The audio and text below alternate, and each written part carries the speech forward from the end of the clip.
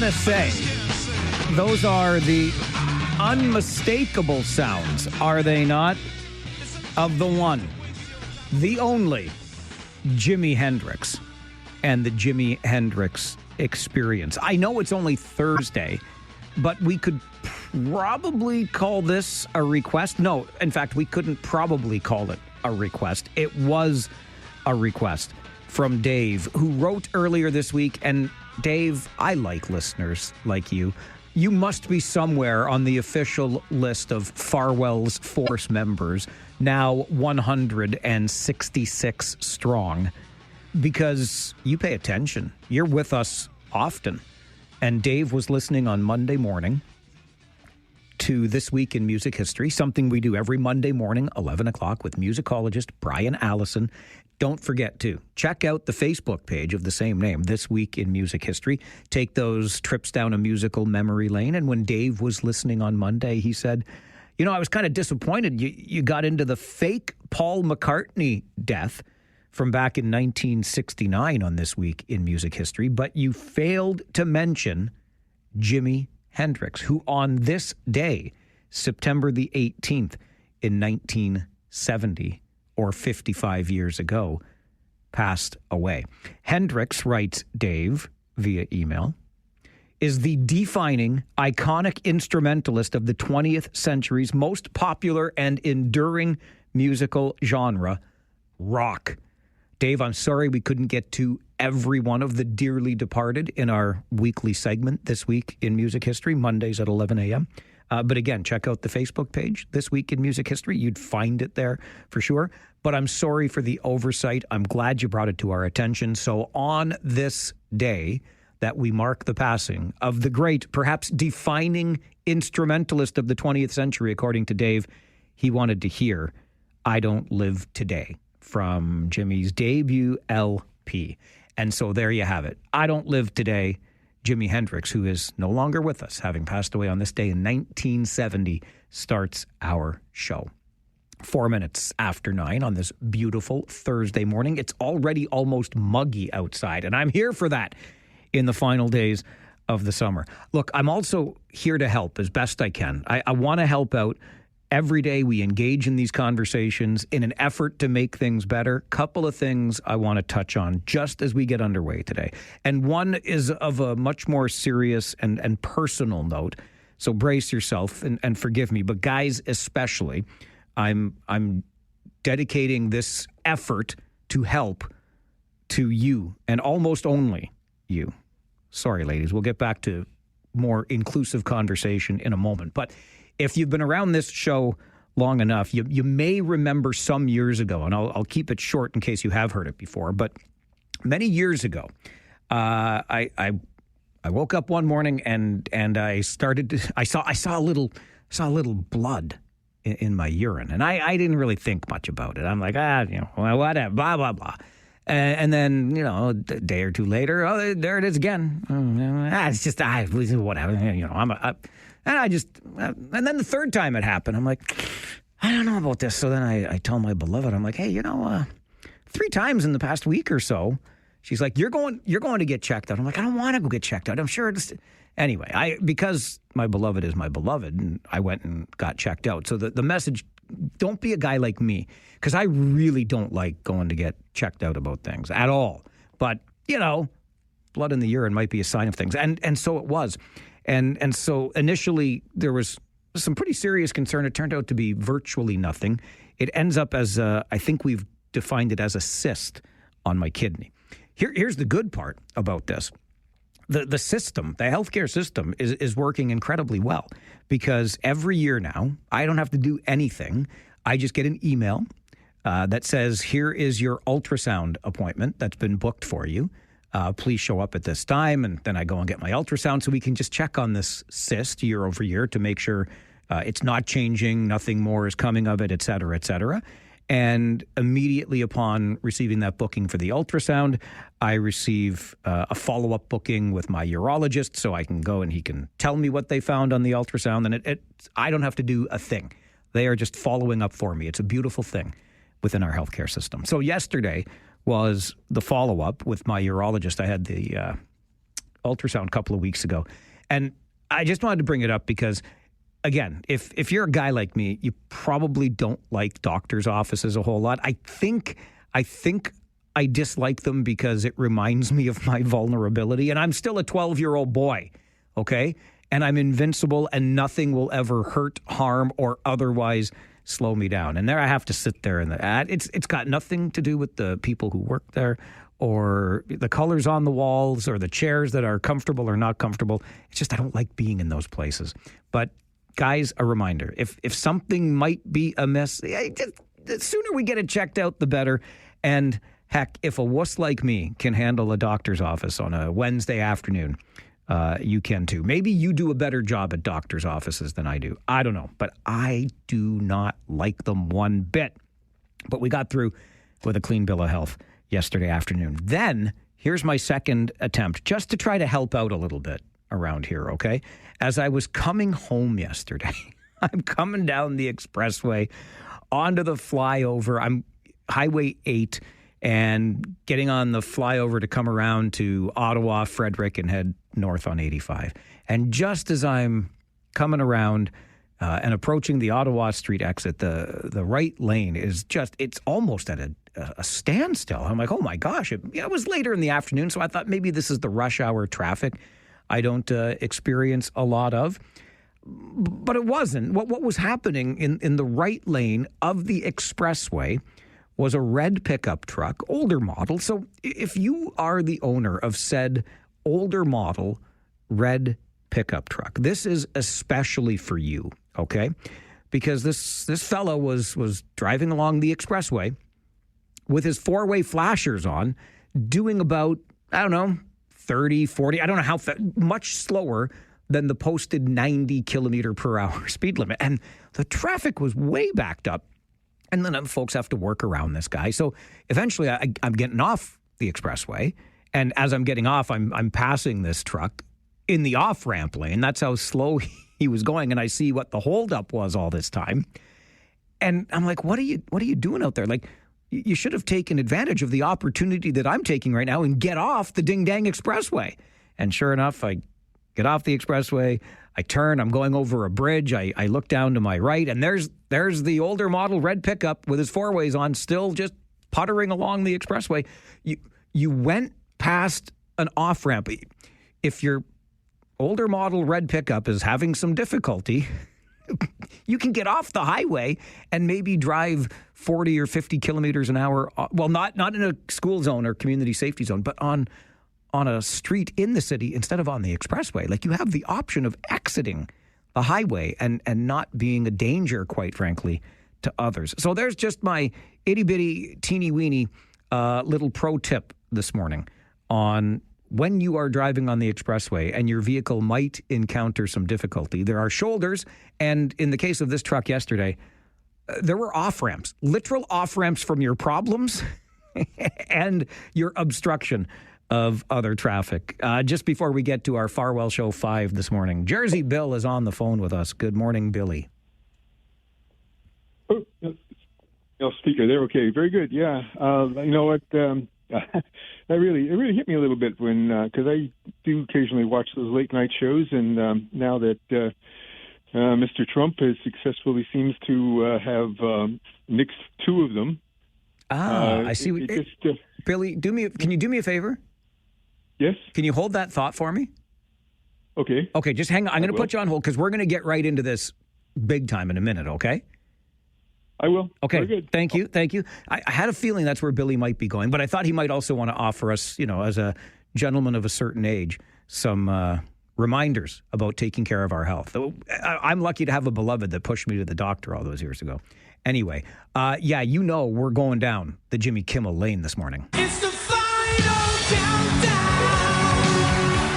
But we're going to start right here on your Farwell Show 5 count up this morning. Number 1, as our good friend Billy on the phone just alluded to, ABC has suspended Jimmy Kimmel's late night show indefinitely following comments he made about Charlie Kirk's killing. Kimmel, just like, and Billy alluded to this, CBS late night host Stephen Colbert has consistently been critical of President Donald Trump and many of his policies on his ABC show. CBS said this past summer it was canceling Colbert's show at the end of the season for financial reasons, but some critics have wondered if his stance on Trump played a role in that. Number 2, smile. You are on closed circuit television camera, or at least you will be, as regional police roll out a program with 52 CCTV cameras in 10 areas of the region.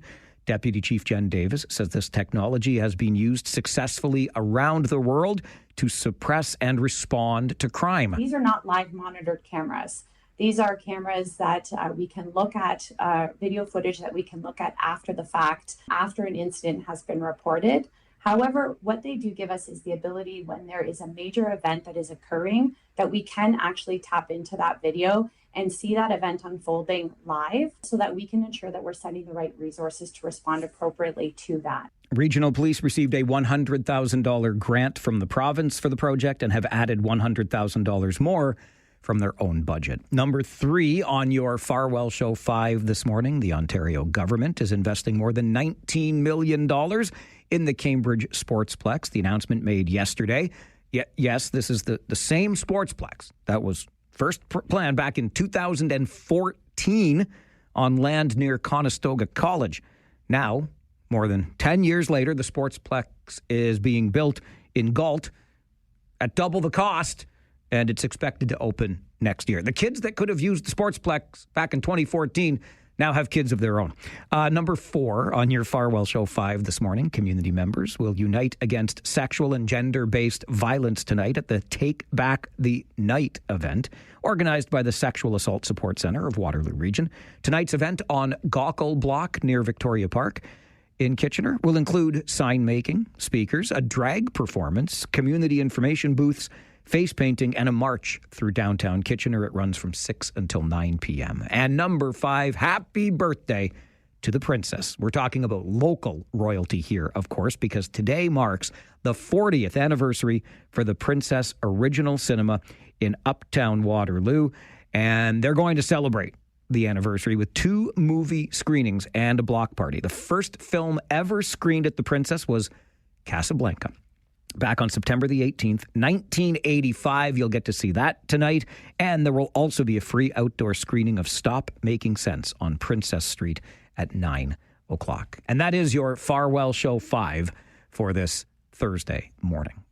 Everybody, I think, is still talking about Jimmy Kimmel, right? So I would like to hear from you on this, because I'm getting a little worried that our skin is so thin that we're going to go all authoritarian on a guy that said this. We hit some new lows over the weekend with the MAGA gang desperately trying to characterize this kid who murdered Charlie Kirk as anything other than one of them, and doing everything they can to score political points from it. In between the finger pointing, there was grieving. On Friday, the White House flew the flags at half-staff, which got some criticism. But on a human level, you can see how hard the president is taking this. My condolences on the loss of your friend Charlie Kirk. May I ask, sir, personally, how are you holding up over the last day and a half, sir? I think very good. And by the way, right there, you see all the trucks? They've just started construction of the new ballroom for the White House, which is something they've been trying to get, as you know, for about 150 years.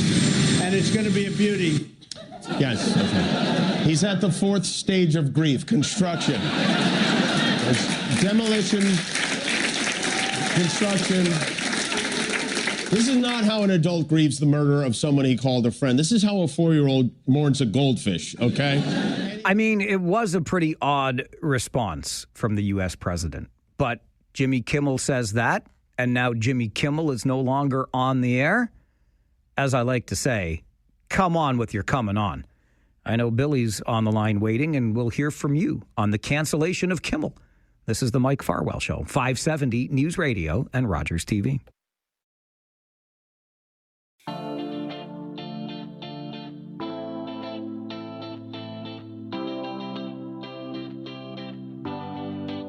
I remember saying not too long ago, as we unboxed a statue of former Prime Minister Sir John A. Macdonald at Queen's Park, that maybe, and the conversation that surrounded that, right? Why the statue was boxed up in the first place, and the conversation that was happening when it was unboxed. And I wondered aloud, right here on this show, if we have moved beyond our era, if you want to call it that, of cancel culture. But I'm not certain that we have, because it didn't take an awful lot for Jimmy Kimmel to be removed, at least not to my ears. Maybe you heard it differently, but I certainly didn't think it took much. You got to be pretty thin-skinned if that kind of commentary can get you yanked from your late-night TV show. 519-570-2545, star 570, and 1-800-570-5715. Billy has been waiting patiently. Thanks, Billy. Good morning. Yeah, and I just want to say just one sentence on what you started the show with. I know I should get my eyes checked. I should get my cholesterol levels checked. Thanks for the remander. I'm getting too old to not worry about my health. That's right, Billy. Come on, you and me both. Let's go. Okay, really good. Yes, about the Kimmel thing. I had to think. In a sense, it's what they're really up against, and really why this is being done is because Mr. Trump, first and foremost, sees himself as a television star. And this whole thing is about his production values as a television person, and his taking over the media space. And in a certain way, he was making it too easy for these guys. Their writers didn't have any problem. All they had to do was run clips of Trump, and the late night host simply had to play off him, and there you go. They had their show. And in a way, they're going to be forced to find new media platforms and understand who they're dealing with, and see, because as you say, it's a dangerous thing that he's done. He doesn't laugh this off the way John F. Kennedy would. I'm sure Richard Nixon would have liked to go against his enemies, but he never had that kind of power to do it. But for the most part, most other presidents, everybody from Ronald Reagan through Jimmy Carter and everybody else, understood it was part of the job to be criticized comedically and be criticized seriously by the news media. So we're, as you say, we're in this different era, and I guess those people who want to continue the criticism are going to have to adjust. And I just hope that we don't start looking more like Putin's Russia than we did any kind of America that we had before. Billy, I really appreciate those thoughts and that insight. And I think that really does strike to the heart of this. Whether you agree with Jimmy Kimmel or not, having him removed from the air for statements, the likes of which he made, is as authoritarian as it gets, as stifling of one's freedom of speech and or expression as it possibly gets.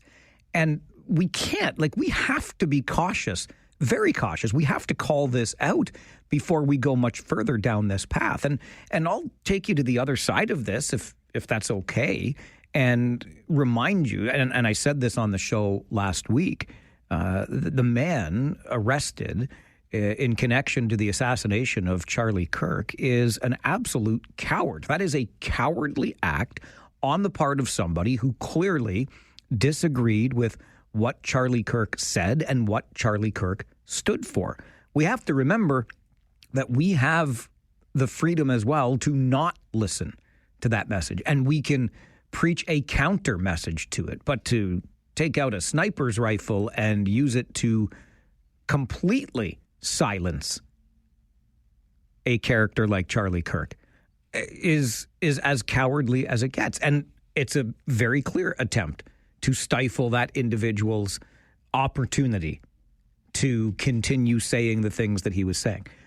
Listen, no, it's a much different scale here. So Jimmy Kimmel has lost his television platform. Oh, well, he's made an awful lot of money over an awful lot of years doing what he's doing. So I don't think anybody's going to be shedding too many tears for this. But the act of him being removed from the air for, heaven forbid, being critical of the president of the day, my goodness gracious, we really have to check ourselves in this regard. One of the other things that Billy got me thinking about, and I think it's at least tangential to the conversation here, and Billy says, as the president, you have to understand that criticism comes with the territory, right? From pundits or critics on news media and from late night hosts. I get where late night TV has gone recently, but that's a choice, right? And I'll take you back to something that Johnny Carson said way back in I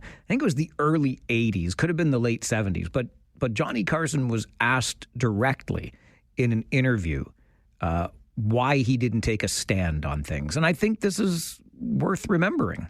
Do you get sensitive about the fact that people say he'll never take a serious controversy?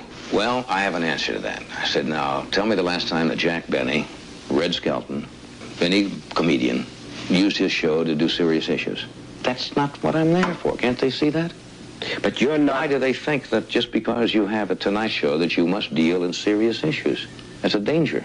It's a real danger. Once you start that, you start to get that self-important feeling that what you say has great import. And, you know, strangely enough, you could use that show as a forum. You could sway people, and I don't think you should as an entertainer. That's what Johnny Carson thought. Again, this has clearly changed, but you know what you get or what you are getting when you go into a Kimmel show or a Colbert show or a Jon Stewart show, etc. You know what you're going to get going in. If you don't like it, don't watch it. And if enough people stop watching it, guess what? It'll just disappear organically because there will not be sponsorship enough to support it.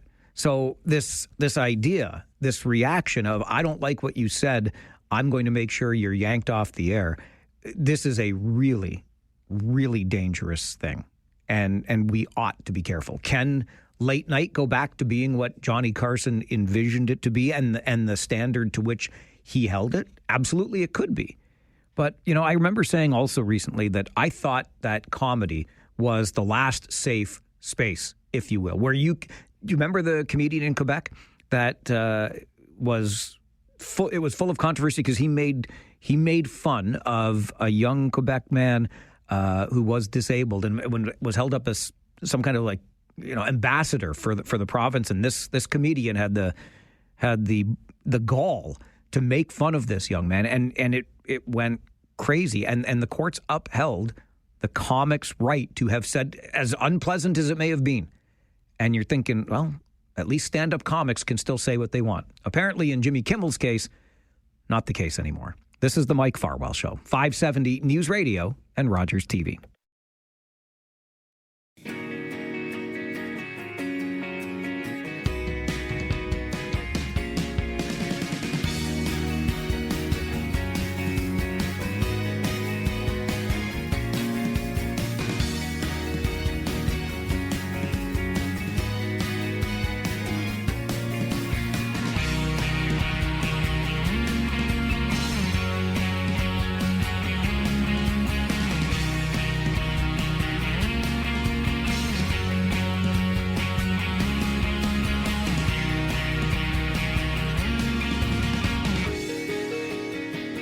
The Horticultural Society in Kitchener, a group of volunteers that keeps Rockway Gardens looking as beautiful as it does, with some support, of course, from the city.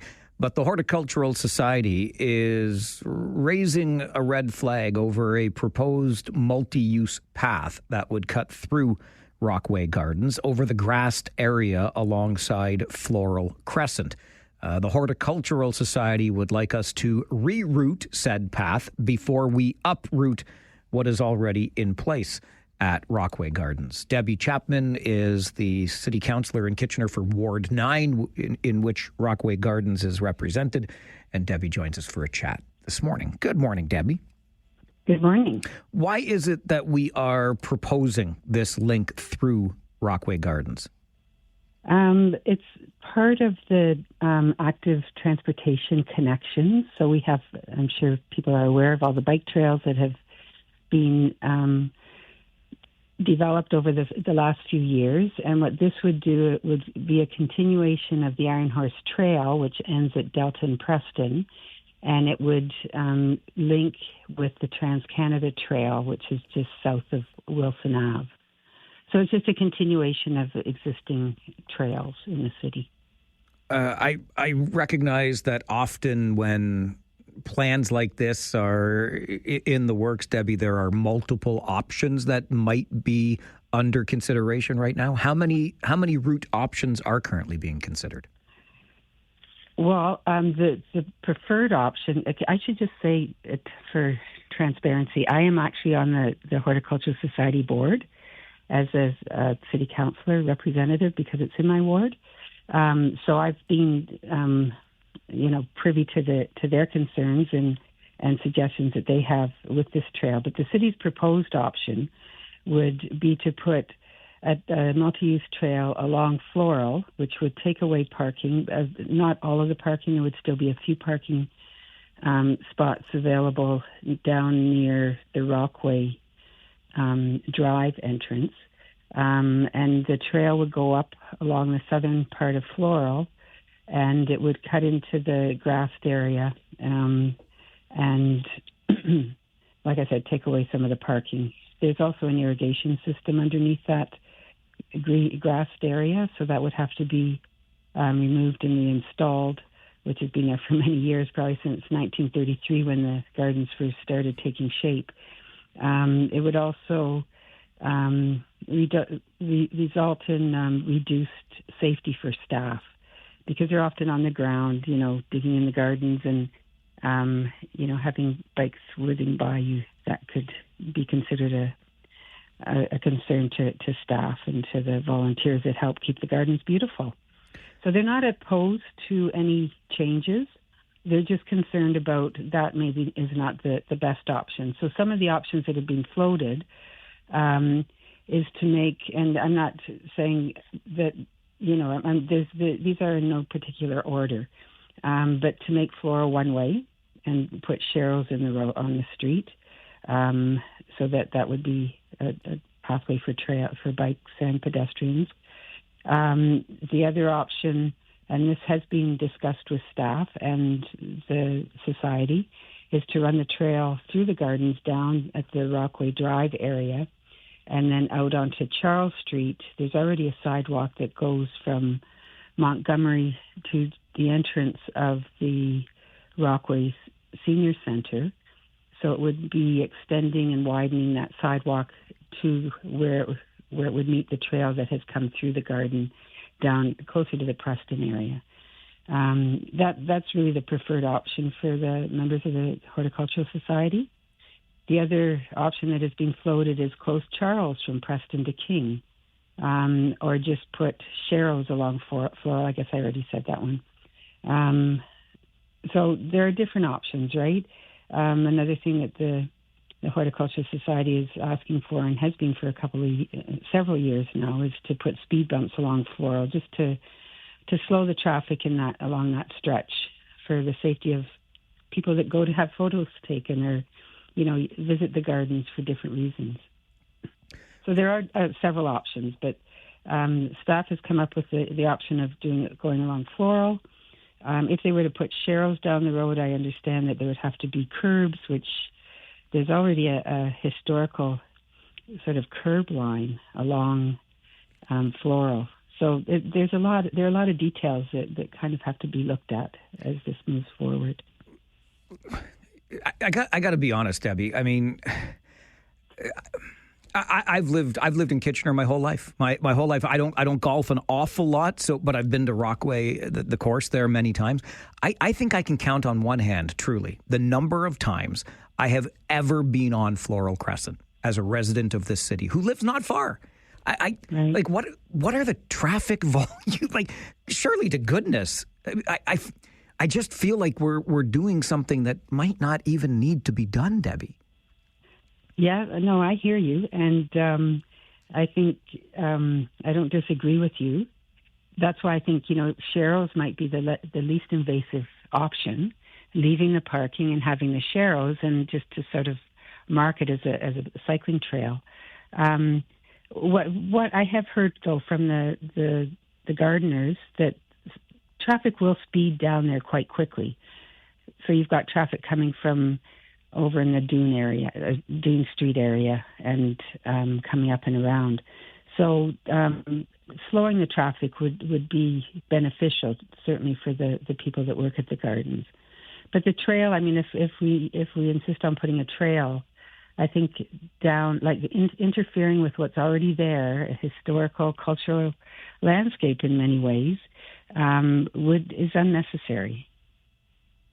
So, given your role as the counselor for the ward and on the board there with the Horticultural Society, that you mentioned earlier, clearly this does weigh on you then, because you have very intimate knowledge of the area that we're talking about here, the natural beauty, and a desire, I suspect, to preserve that. Yeah. And, people do go there. And I'm sorry to hear that you haven't been to the gardens much, but they hold outdoor concerts in the summer. And they have the Amaryllis purchasing opportunity every year around Christmas. They have a plant exchange, which was just last weekend. They have a bulb sale, and people line up to buy bulbs at the end of the spring. People go there to have their wedding pictures taken, or graduation photos, or just to sit in the grass and have a picnic. So there is a lot of activity that goes on in the gardens, and I think it's kind of the gateway to the downtown, to the city, right? You come in and there's this garden.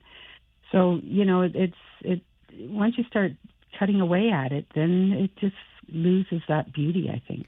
I couldn't agree more with that. And I should be clear. I recognize how well used, for all of these reasons that you've just so eloquently described, that Rockway Gardens is. What I'm trying to wrap my head around when we're talking about a trail like this and the connections of cycling networks, I'm thinking about the vehicle traffic and the bicycle traffic that necessitates such an effort, such a trail. Surely the numbers have been looked at, and we have some data that says X number of cars travel this every day. Here are the speeds of those cars. X number of bikes travel. That's what I can't wrap my head around, the volume of traffic. A lot of foot traffic, sure. How many cars go down Floral Crescent every day? Right. So the staff is doing a traffic study right now. There was one done they're doing another one before they proceed with any of this. So I don't know the results of that yet. Will the public... And I just want to point out that Sure. Rockway Gardens is a destination place. It's not a drive-through, right? Although cars do go up and down the street, people that go there and park there are going there because it is what it is. And I think that's why we have to respect all of that. When will the public have a chance to share some feedback on this proposed route? Yeah, I mean, you can always reach out to me or the Horticultural Society with your comments. But there will be 2 open houses, one on September 23rd at 72 Wilson Ave from 6 to 8. And then the other one will be on September 25th at Rockway Center from 6 to 8. And there's also a virtual meeting on September 29th. So there are lots of opportunities to share your thoughts. And yeah, I just hope that in the end we get this right, and that, the cycling community, I'm a cyclist myself, so I often cycle out in that area. And it's beautiful to cycle through the gardens, right? But I wouldn't want to encroach on the existing green space that's there. I concur completely with that, and really appreciate the time you've made for the show this morning, Debbie. Thanks for being here. No, well, thank you for having me. Have a good day. You too. Bye now. Bye. Debbie Chapman is the Ward 9 councillor in the city of Kitchener. It is in her ward where Rockway Gardens resides. She's also sitting as a councillor on the board of the Horticultural Society, which has been vocal since this multi-use path was proposed. And the Horticultural Society says, reroute before you uproot. Support a pathway that safeguards Rockway. Not opposed to the pathway, but opposed to the current proposal that would encroach upon this naturally beautiful area in our community. I'm sure many of you resonate with just the words Rockway Gardens. It is a gateway. If you are coming off of our expressway, Highway 8, and you cross Montgomery and you're coming into Kitchener with Rockway now on your left, I actually think we have underused that asset in terms of the opportunity to create a gateway into the city of Kitchener. And there was some talk, and I hope this comes to fruition as the Rockway Senior Center gets reimagined, that we could create a more significant space, make it a signature as you're coming into Kitchener along King Street like that. But to the matter at hand, I can't wrap my head around this. I really cannot. I'm all for active transportation. I'm all for connecting the various trails and opportunities for people who wish to get around by bicycle. But I'm going to tell you right ding-dang now that the connection already exists. It's Floral Crescent, just the way that it is. I don't, for the life of me, I cannot understand why we think there's a need to change anything. Use some signs for some wayfinding to point people onto Floral Crescent. Here, if you're biking and you want to connect to the next area, then ride your little derriere down Floral Crescent, just as it is. You don't need anything. In my opinion, I could be wrong. Maybe you ride a bike and you see 1,782 cars a day on Floral Crescent. Tell me about them. Count them for me, because I'll bet you don't see 17. Am I missing something here? Is this a necessary route for the city of Kitchener to build? It's going to cost money. I don't think we need to spend it, but that's just me, and I'm as cheap as the day is long. Your thoughts always welcome on the Mike Farwell Show. This is 570 News Radio and Rogers TV. What I have heard, though, from the gardeners, traffic will speed down there quite quickly. So you've got traffic coming from over in the dune area and coming up and around. So slowing the traffic would be beneficial, certainly for the people that work at the gardens. But the trail, I mean, if we insist on putting a trail, I think down, like interfering with what's already there, a historical, cultural landscape in many ways, is unnecessary. I don't think I could have said it much better myself. Debbie Chapman, Ward 9 councillor in Kitchener, talking about the proposed route for a multi-use path that would help complete the connections of cycling trails and links through the city of Kitchener. But the Horticultural Society, a group of volunteers that does some great work, along with city staff. I'm not taking away from the effort that the city itself puts into Rockway Gardens, but this signature natural area in our community that so many of us know and love. I'll bet you had some wedding pictures taken there, or your parents had some wedding pictures taken there back in the day. Just a gorgeous spot. And the currently proposed route for this multi-use path will encroach on some of that natural beauty. And I'm just trying to wrap my head around the why here. And if you know better than me, you can always tell me what you know better at 519-570-2545, star 570 and 1-800-570-5715. Jamie sends an email to Mike at 570news.com. Here's my 2 cents. A complete waste of time, effort, and money. Absolutely unnecessary. I ride through there all the time. Floral does not, all caps, need a bike path. It's quiet. It's easy to access. I've never once had an issue with cars or pedestrians. It's not any busier at 6 a.m. or 3:15 p.m. than it was 10 years ago. I'm glad I'm not a Kitchener taxpayer, but if I was, I'd ask them to figure out a way to get me safely across Fairway Road at Wilson, or across Queen, or across Victoria, before spending a dime on Rockway. That via email from Jamie. Appreciate that, Jamie. And I admit, I'm not one of the people riding bikes through Rockway Gardens, but that's exactly my thought on it. I meant what I said. I don't know that in my life I've been on Floral Crescent as a driver more than 5 times. How many vehicles can possibly be using that road in a day and using it in such a dangerous fashion as to pose a risk to somebody riding or walking through? I don't see the business case myself. Wendy is on the phone. Good morning, Wendy. Good morning, Mike. A couple of things. First of all, congratulations on your marriage. Thank you. And I'm glad everything is going well with your health. And can I please get a number for your Farwell Force? I'm not quite sure what number you're up to. You can be number 167 if you like. Can I be 175 only because... Well, I don't have 175. How about 170? Something easy for me to remember. Well, we have to fill in the other numbers then, Wendy. Okay, 167 it is. I'll just have to write it down. I'll put you 170. I'm confident we'll fill in those few blanks. You are 170. 170, okay. Regarding Rockway Gardens, I haven't been there for a while, but I had a number of visitors this summer, and we went through there, and it's absolutely wonderful. I hope it doesn't get changed because everybody so enjoyed it. Lovely memories from taking my daughter there on picnics when we were younger. The only issue I had was I couldn't figure out how to get in there to park, but I hope they don't change it too much because it really is such a lovely spot. All my visitors thought it was so wonderful. Great tourist place. Yeah, Wendy, you nailed it. And figuring out where to park, just go to the community center, the Rockway Senior Center. George, good morning. Good morning, Mike. Mike, do you remember a few years ago, uptown Waterloo, that bike path that they tried to work on?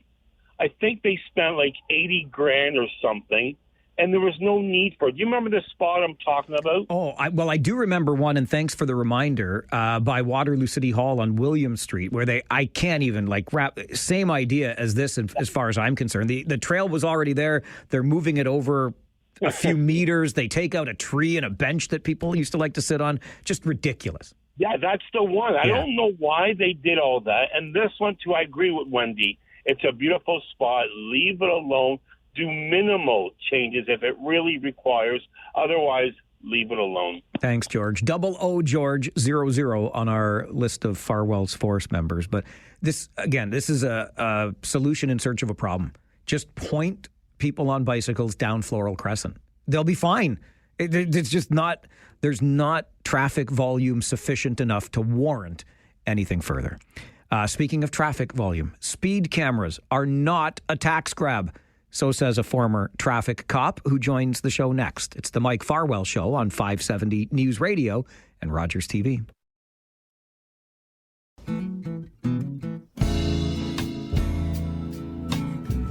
It is an issue that we have talked about frequently on this show because as a new school year gets underway, we are getting about a dozen more, emphasis on the more, speed cameras in various school and community safety zones around the region. I say more because, of course, we've already had several speed cameras in place for some time. The early statistics show that in the first 6 months of operation, about 56,000 tickets were handed out. 2 million incidents of speeding were recorded. Not all of those getting tickets, obviously, so I guess 1 or 2 or however many kilometers over the speed limit, but below the ticket threshold. Revenue approaching $6 million if you add up the average price for those tickets multiplied by 56,000. And so it goes. There has been a great deal of pushback. There has been presentations made at regional council asking for reconsideration of the speed camera program. And as you know, the city of Vaughan just this week said, you know what? We're done with speed cameras. We're going to go to other traffic calming measures instead, something that Ontario Premier Doug Ford says is just fine with him. Yeah, they're terrible. It's nothing but a tax grab. The only thing proven is that they take money out of taxpayers' pockets. I know how to slow down traffic. There's different methodologies. You do the little circles, you do the speed bumps, you do the flashing signs. That is Ontario Premier Doug Ford for the second time calling speed cameras nothing but a tax grab. Sean Shapiro, on the other hand, who's a former traffic cop and a road safety advocate now, as well as consultant at bettertraffic.ca, and the host of the Ask a Traffic Cop live stream, which is a hoot and a half when you tune in. Sean joins our show this morning. Good morning, Sean. Good morning. Good to be here. Great to have you here. Tax grab or no tax grab? How do you view speed cameras? I think it's an effective tool for slowing people down. And if the money comes out of the pockets of the people choosing to break the law, so be it. It gets to go to places like enhanced enforcement or community programs or paying for whatever the city needs to pay for. It's money into a system that obviously needs it. But the complaint of that it's a tax grab is coming from the people who don't want to pay when they break the law. I think one of the reasons that we get frustrated here in the region of Waterloo, Sean, is that these cameras are operating 24 hours a day, 7 days a week, 365 days a year in these school zones, for example, when there are no kids in school, July, August, Christmas break, etc. Is there a more effective way of implementing a speed camera program? Well, it's funny. A lot of people talk about that, and I think it's just because they want to be able to break the law during certain times. There's no time when anyone, regardless of whether children are present, should be going above the posted limit. It's there for a reason, and those areas, even if children aren't actively going to school in mass groups, are going to play in the playgrounds associated with the school, or whether they're hanging out. Whatever the case is, those roads are designated as unsafe for higher speeds, and no one should be traveling faster. And I'm pretty black and white on this, because really there's no place for speeding anywhere. As soon as you go above the limit that is set for the safety in that area, you are putting yourself and others at risk to collision, greater injury and damage if there is a collision. And it's really interesting to see how polarizing this is, because, parking enforcement, although some people do assault parking enforcement officers, we don't see the widespread cheer and celebration when they get assaulted. But everyone seems to love when a camera gets cut down. There's some cognitive dissonance. We're all safe drivers. We don't need tickets to prove it. Let's challenge that. No, and you know what? I really appreciate the black and white perspective. You're absolutely right, and it's been said many times here. If you don't want a ticket from a speed camera, then don't speed. Don't break the law. It can be that black and white.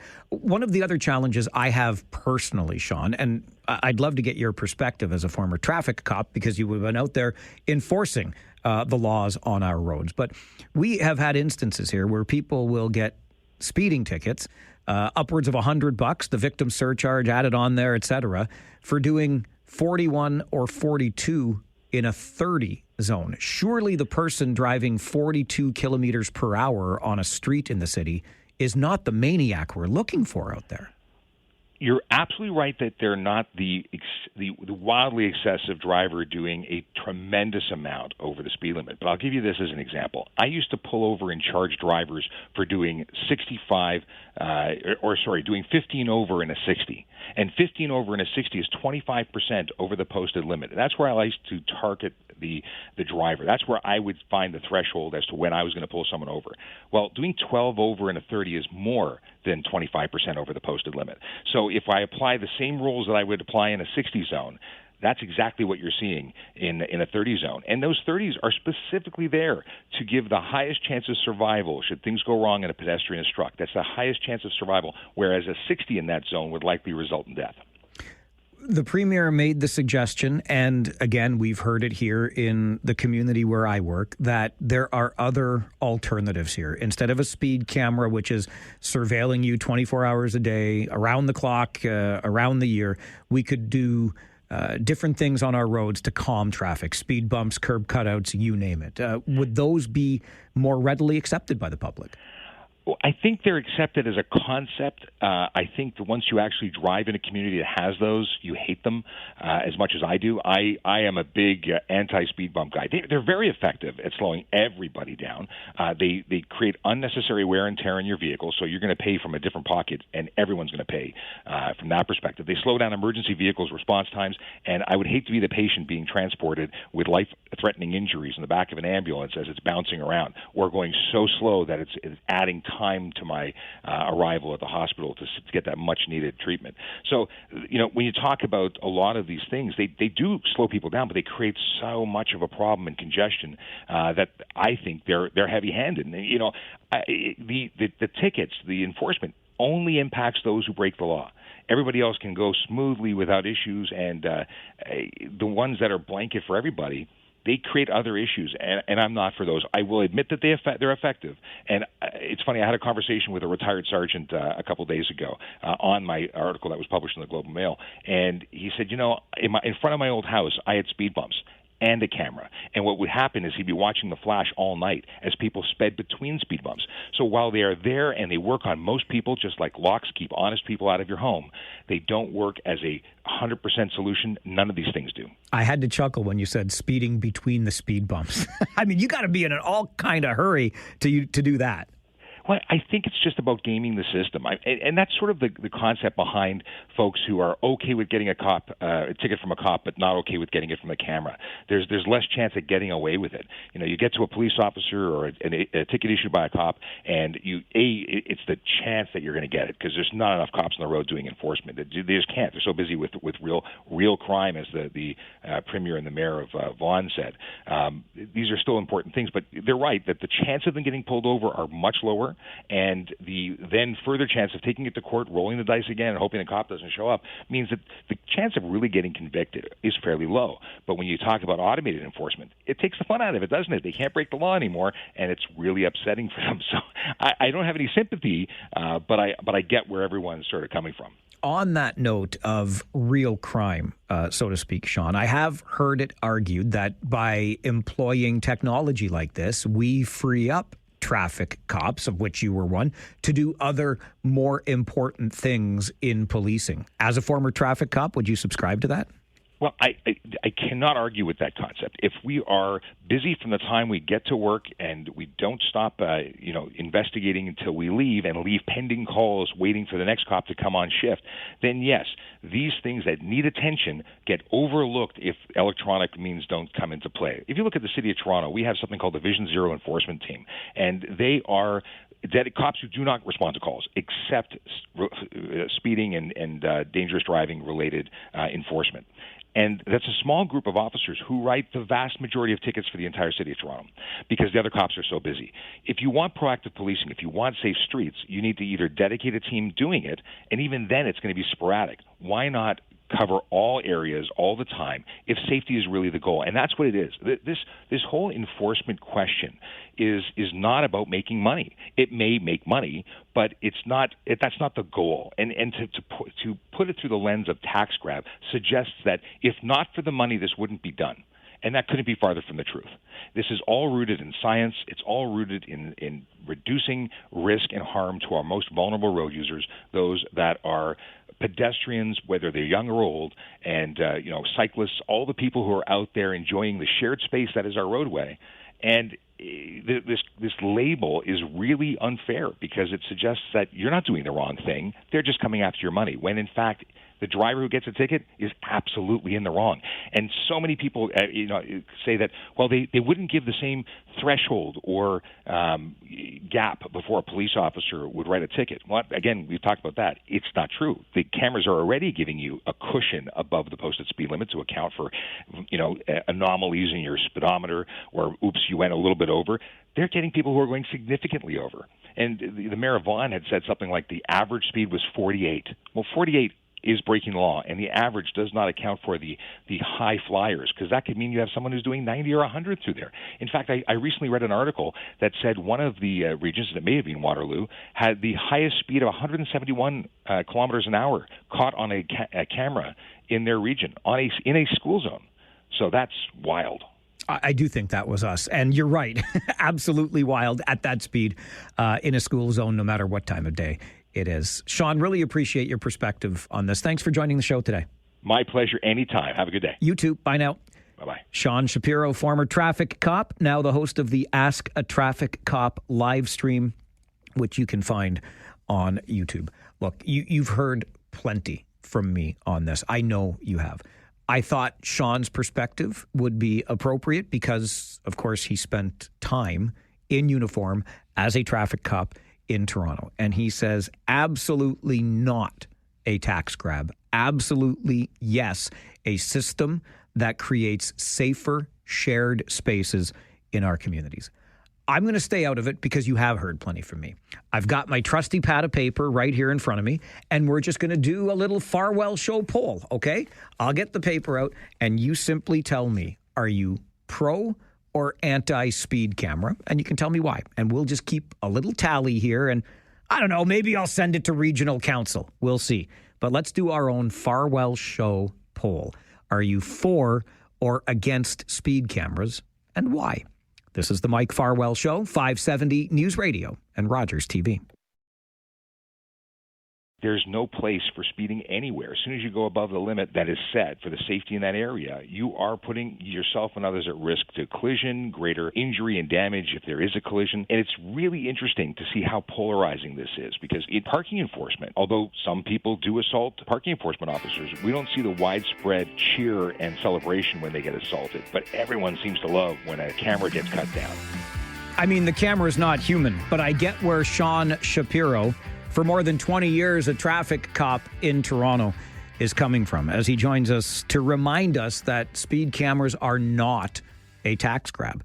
You know how I feel about this. I thought it would be important to bring on the perspective of somebody who sees it differently and the reasons that he does. And since I've had so much to say on it, I'm just going to stay out of the way.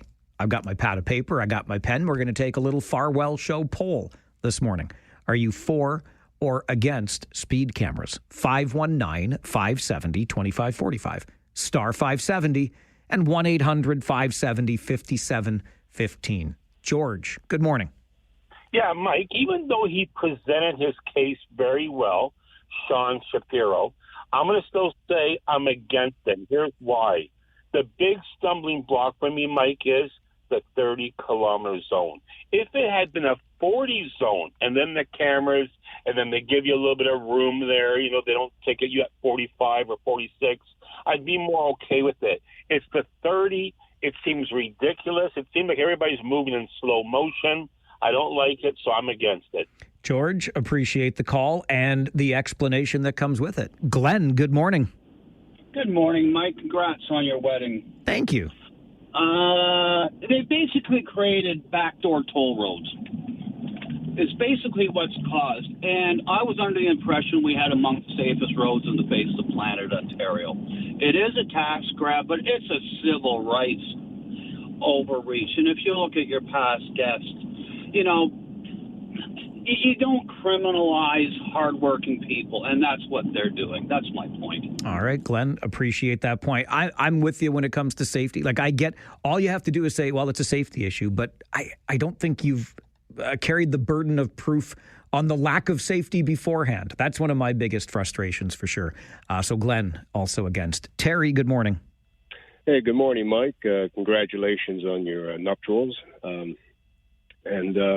I know you have a vested interest in these speed cameras for obvious reasons. So, but I'm gonna throw a curveball here at you. What vested interest do I have in the speed cameras? 175 by 2020. Oh, right, I got you. I said they're not going to get there. Okay, yeah. Remember, Mike, if you lose, a crock is good. Okay. Listen, I don't have a problem with these cameras per se, as long as there's warning telling you that they are in effect. There definitely are. Those signs exist. Yes, which I know sometimes you might be daydreaming. We might miss it, but you know that's on us, I guess. But Doug Ford has been going off on these, right? He's saying that they're a tax grab, this, that. But I think they're going to stay, regardless of what he says, because do you remember the blue license plates that Doug Ford brought out? Yes, but listen, Terry, I want to get to as many callers as I can. So you're for them, anyway, and why? He's going to crumple because the cops say that they didn't like the blue license plate. They didn't like the one license plate only on the back, so he'll crumple. He'll backpedal. But anyway, Mike, I don't have a problem with that. Thank you. Okay, Terry. So Terry is for the cameras and thinks that Doug Ford will change his tune on this, if I've got that right. Gary, good morning to you. Good morning, buddy. I'm totally against them, Mike. I know I called you, I don't know, it was maybe last month where I got caught doing 41 and a 30, and my fine was $85. So it's just a bit ridiculous, but I'm totally just against these cameras. We got to come up with something better. All right, Gary, appreciate that. I'll say it again. 41 in a 30. The 41 kilometer per hour driver is not the maniac you're looking for. Jenny, a first-time caller to our show this morning? Yes, good morning. I love first-time callers. Good morning, Jenny. Thank you. Good morning. I'm calling from Beyond the Corn in Bright. I love it. What a beautiful place to be. How is it in Bright this morning? it's wonderful, and come and visit our cheese factory. I will come and visit your cheese factory. You better believe I'm coming to visit your cheese factory. All right. So All right. I'm for the cameras. For the cameras. And several reasons. I mean, I was quite annoyed when I got my ticket driving 51 in what I thought was a 50 on Westmount Road. However, being a teacher and seeing how much dangerous stuff is happening with cars around schools, the slower the better. We also need to protect our crossing guards who are out there trying to keep the kids safe. So that's my vote. All right, Jenny, well said. And yep, it's a sneaky 40. It feels like it's a 4-lane road at Laurentian Public School. Be careful of it on Westmount Road. It's a 40. 51 in a 40. Still struggle with that one. Sean, good morning. Good morning. This is Sean, 165. Farwell's Force member number 165. For or against speed cameras? You know what? Sean Shapiro sort of changed my mind a little bit there. I got to be honest. There's a lot of hyperbole. It is not a tax. All you have to do is obey the speed limit, and they can't grab your cash. All right. But, he said some stuff. Yeah, it is true. When you go past a school, even outside of school hours, it's true you do see children walking around. Or you do see children using the school facilities like the playgrounds and stuff. And not only that, as an adult, I also don't want to get hit by a car. Sorry. All right. Listen, I get where you're coming from. So, I mean, we're 3-3 right now. Is Sandra? Sandra's going to break the tie because she's going to go one way or the other. Morning, Sandra. Good morning, Mike. Yeah, I'm going to break the tie because I'm all for speed cameras. If you can't do the crime, don't do the crime. And Sean Shapiro did present very good points. All right, Sandra, appreciate that. I'm going to squeeze in just one more. Mayor Jake, I got like 15 seconds. For or against? Against.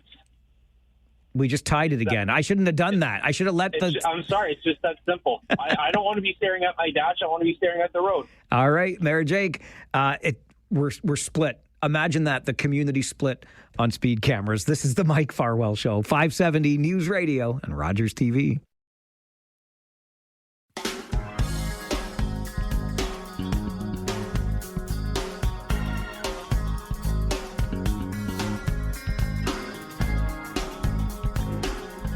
I remember talking yesterday about in-studio guests and how much I appreciate seeing people in person as opposed to just talking to a phantom voice coming over the speaker on the phone. And then there are the in-studio guests that come bearing gifts. Now, if you know me, if you've known me for even 5 minutes, you know that when I'm on the air, this is something that I picked up when I first started in broadcasting. My excuse is when I first started in broadcasting, we had to write, we literally had to write stuff down. We had to mark logs to commercials played, music played, all these different things. So you needed to have a pen handy. But I've always had a pen in my hand ever since. That's my excuse because I actually needed one.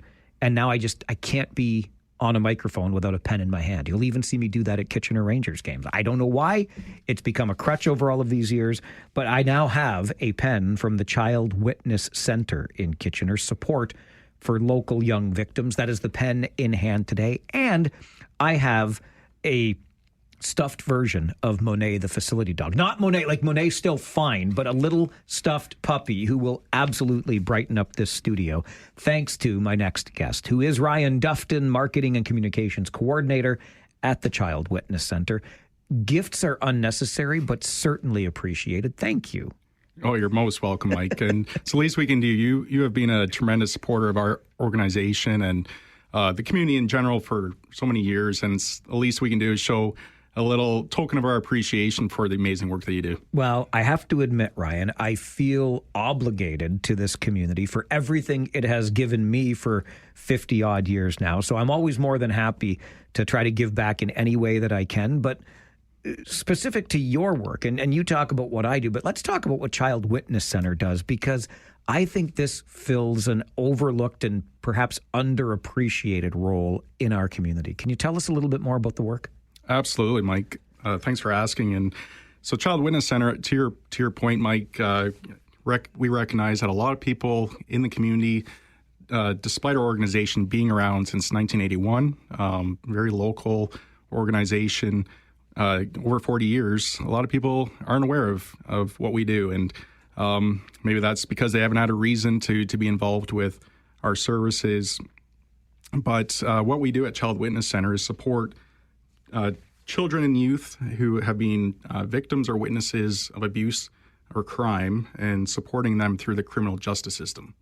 So it's walking with them and their families from the time of a criminal investigation right through to the time of a court resolution, where they're supporting them every step of the way. Obviously, a very traumatic, difficult time for kids, for adults going through, just gone through something really, really difficult. And now on top of that, going through the justice system, which in itself is adversarial, it's intimidating for many of us. And so we just believe that these kids, all local kids, should not have to go through that alone. And so we provide that safe landing space. We help them begin to prepare to testify. We go to court with them. You already mentioned Monet, our famous facility dog, who also adds that soft touch, emotional support, and makes a huge difference in their mental health. So anyway, obviously I could go on and on, but the big thing is that that's at the core of it. We're supporting young people and their families through the justice system.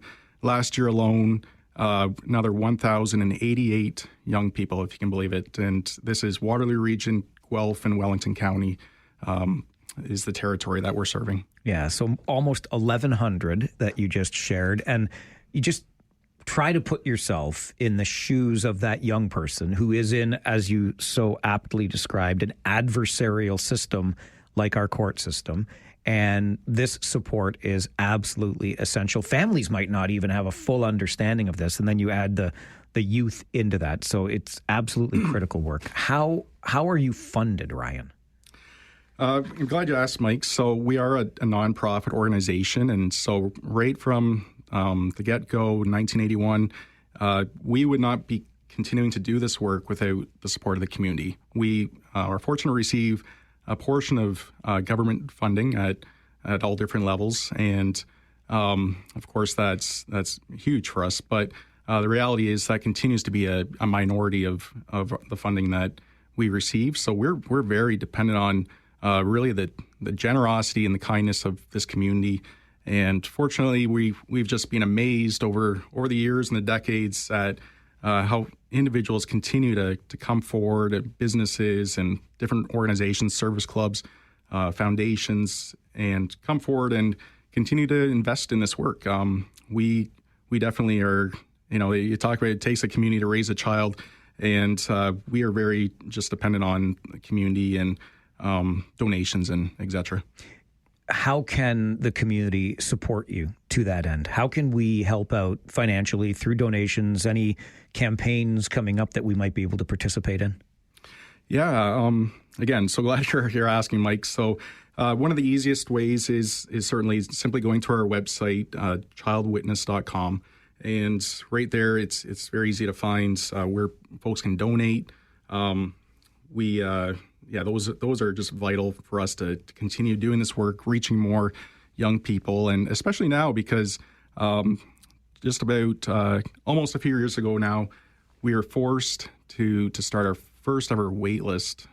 Just heartbreaking for us, but that was simply due to the high demand and stretched resources that we were facing, that we just didn't have the capacity to support every child and youth who came to us immediately.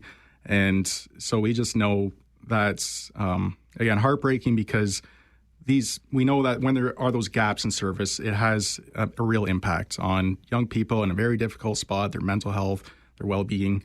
So the good news is, after putting a real push on fundraising through our Child Victims Can't Wait campaign, in March, we were able to announce that wait list was eliminated. And so now we're just in a position where we just need to protect this situation and keep the funds coming in so that we can keep that wait list away, because we know that's huge and affects not only children right in the moment, but long term, their long term trajectory in life. So donating. It's to your question, Mike. In terms of campaigns, Later this year, we'll be running our annual year-end fundraising campaign. We have our annual pancake lunch. It always takes place on Shrove Tuesday, so that'll be in February in 2026. Of course, that date moves around a bit, and that'll take place at St. George Banquet Hall. So we're looking for folks to come to buy tickets for that, but also sponsors who we love to recognize in a whole lot of different ways, and then to join us at the event. But lots of different campaigns, events going on. I'll just a real quick plug. I know we're here to talk about a different event, but on Sunday, just an example of a group coming forward to support us. It's the Old Chrysler Corporation Car Club are running their Cruise into Heidelberg event. Again, that's this Sunday, 10 a.m. to 3 p.m., and it's taking place at the Optimist Club of KW. And so in this event, proceeds are going to, some of the proceeds are coming to Child Witness Center. So one example of a community group stepping up and supporting the work that we do. So I love to hear it. And those, I'll tell you what, that Old Chrysler Car Club, what a bunch of beauties. I mean, why the Chryslers, guys? Absolutely. I was always a Ford guy back in the day. But and when we were kids, right, and we were into this, you had to choose one of the big three, and there was a little rivalry, all in good spirit and good fun. So way to go, Old Chrysler Car Club. And we'll make sure we circle back, Ryan, as these campaigns launch and the pancake lunch, which we know so well every year, gets closer, to remind folks. I will remind you, childwitness.com. Almost 1,100 kids last year supported, thanks to your support of Child Witness Center. And listen, here's the best part, and Ryan just alluded to this, what we wanted to talk about today especially. We can keep talking about Child Witness Center, the work that they do, how you can help them, but you can get an up-close and personal view of the work that Child Witness Center does and where it's being done at Doors Open on Saturday. 100%. We're very excited about this, Mike. We're so happy to be a part of this wonderful event. We know that just yesterday you were talking to Kelly Spencer, the coordinator of this wonderful event. And we just couldn't be happier to be part of it. We actually have not one, but two locations of our locations in Kitchener that are part. And we can't wait to welcoming in folks to see our spaces. And this is it's very special. It's very unique that folks can simply come into our spaces where normally it's obviously a lot of confidentiality, privacy, but this is one of the opportunities where the doors are open and folks can just come in and get to see the space, see where, again, hundreds of children, youth come in every year and meet with our frontline workers. So you'll see so the two locations are our Child Witness Center main office, that's in at 111 Duke Street East in Kitchener, and only about a 5-minute drive away, or 15 to 20-minute walk if you like, is the Child and Youth Advocacy Center of Waterloo Region at 400 Queen Street South in Kitchener, and that's inside the Camino Wellbeing and Mental Health building. So absolutely, we're just so hopeful that folks will come see these spaces firsthand, meet our frontline workers, learn more, just the nitty gritty of what it's like to walk with these young people, help them prepare for court, and just move them towards a much better place mentally, emotionally, and towards a brighter future.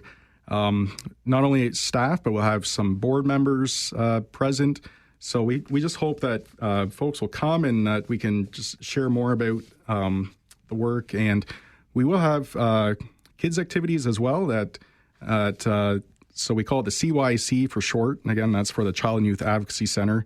We'll have one activity is making fidget toys. So this is something that maybe some of the listeners have heard of, fidget spinners and stuff like that, which become more popular in recent years. And so the activity is making a fidget toy. So I won't get into too much detail there, but that's activity there. And then over at our Child Witness Center main office, again on Duke Street East, we'll have some coloring pages and other fun stuff for kids there as well.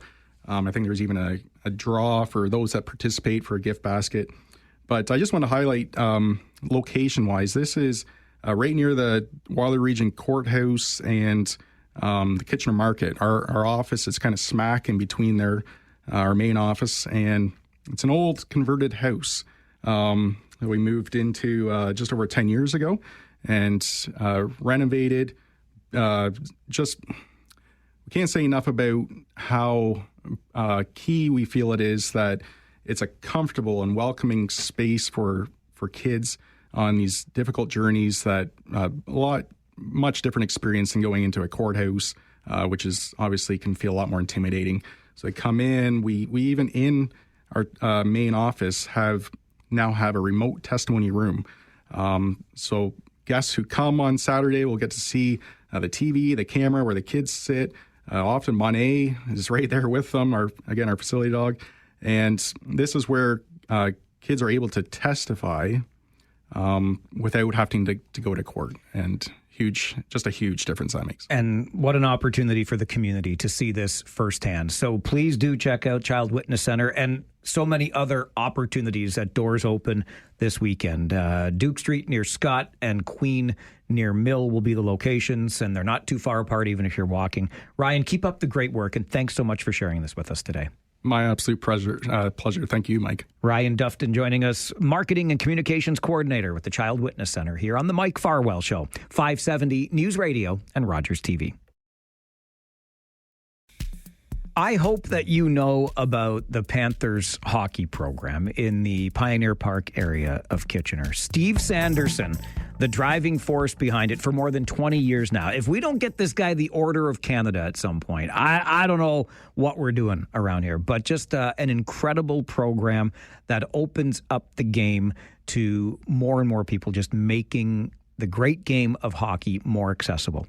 In fairness, though, as much as I want to toot Steve's horn this morning, you can only do so much without an incredibly dedicated group of volunteers. And we're going to meet a couple of those volunteers this morning. In fact, they are sisters, such young women, and yet have been volunteering for so long. The kids are all right. Let's remember that. Carly Kuhlman is one of those young women who is with us on the phone this morning. Carly, good morning. Good morning, Mike. And Carly's sister, Cora, is with us as well. Cora, good morning to you. Good morning to you as well, Mike. Thanks very much for being here, both of you. Carly, if I could start with you, what got you started volunteering with the Panthers? I started playing with the Panthers when I was in kindergarten. I started the program all through grade 6 until I graduated from Pioneer Park. Then in middle school, I wanted to continue with the program. I really enjoyed it. I had a lot of fun. So I wanted to keep going, and I became a junior coach, and I volunteered just helping run the drills, whatever Steve needed.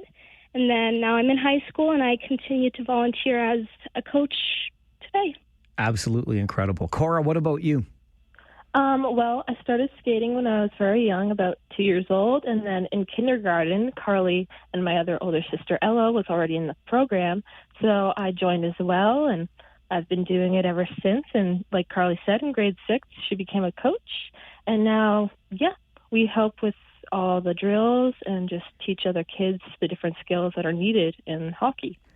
Cora, what would you say you've learned from this experience with Panthers hockey? Well, one of the first things that I've learned with the Panthers is probably teamwork. We were always taught how to work well with others and like a form of responsibility. And really, when I've taken on the role of being a coach, I've learned a lot more leadership skills. Carly, what about you? What kind of experiences have you gained? I've got a lot of on-ice experiences and off-ice experiences, lots of leadership opportunities with the kids on, again, and off the ice, helping with giving out equipment and helping organize drills and go on field trips. I've been given so many responsibilities over the years, and I've become a much more organized person, I'd say, because of it. Now, okay, so many responsibilities. Carly, remind me again how old you are? I'm 16. 16. And Cora, how old are you now? I'm 14. 16 and 14. You've got more responsibility than I have in a single day, the both of you. Carly, is there a story that stands out to you that was memorable about a player, perhaps in the Panthers program, that you got to know over the years or help out? There was one recent experience the past year. So not this season hasn't started, but last season at the start of the year, I was helping hand out equipment before the season to the students coming in, and I met this one girl and her brother, her mother, and she was pretty standoffish. She tried on the equipment and she let her mother do most of the talking. And then I met her on the ice. She was very young, probably kindergarten, grade 1, and I got to help her skate around. I got to watch her stand up and experience her first time when I think is on the ice, and I watched her smile and learn, and by the end of last year she could skate, and it was a nice thing to see. That is what Panthers hockey is all about. Cora, what about you? Any memorable experiences? Yeah, and a couple years ago, I remember specifically there was one young girl, and she was trying very hard in some of the drills, and I noticed that she was struggling a little bit. But after she kept on trying and she didn't give up, she finally got it, and she was very happy. I saw the smile on her face, and it just made me so happy that I volunteer and help with this program. So cool. Cora, are you going to be a professional hockey coach when you grow up now? What's the plan? Well, that would be really, really amazing. Yeah, but I will try and probably pursue a career in sports media because I really do like media and sports. So I think those two things together would be a really nice job. But coaching would also be really fun. Well, somebody who speaks as well as you is already off to a good start. Carly, what about you? Plans for the future? I'm thinking, so I'm starting my last year of high school now, so I'm thinking going into university. I want to do something in psychology or social work, and I met with the NHLPA. I got to with Steve, and we talked about the different career opportunities I could do with that, something in sports psychology, helping with players. That's a pretty far reach, but that's my plan. I'd love to tie it into my hopes for career. Yeah. I love the ambition. Now tell me the truth though, okay? You cannot make anything up here. Is Coach Steve really as nice a guy as everybody says he is? Come on, Carly. Absolutely. No, Carly? No, he is. He's the greatest. He's a great coach. He's been doing it. He's been doing it for 23 years. He's been giving his time and worked so hard fundraising for the program so he can give these kids the experience. So much time he's put into this, and he cares about the kids. He loves the sport. We've gotten closer to him recently as Cora started high school, and even as a person, he's a genuine person. He's great. Yeah, he really is. I've gotten to know him a little bit too. I think he's fantastic, and the two of you are inspirational. Thanks for what you're doing with Panthers hockey, and thank you for joining the show today. Thank you so much for having us. Opportunity. Carly Kuhlman and Cora Kuhlman, long time already. They're just 14 and 16 years old, and they've been volunteering for so long with Panthers hockey in Kitchener. Great program. Check it out. This is the Mike Farwell Show, 570 News Radio and Rogers TV.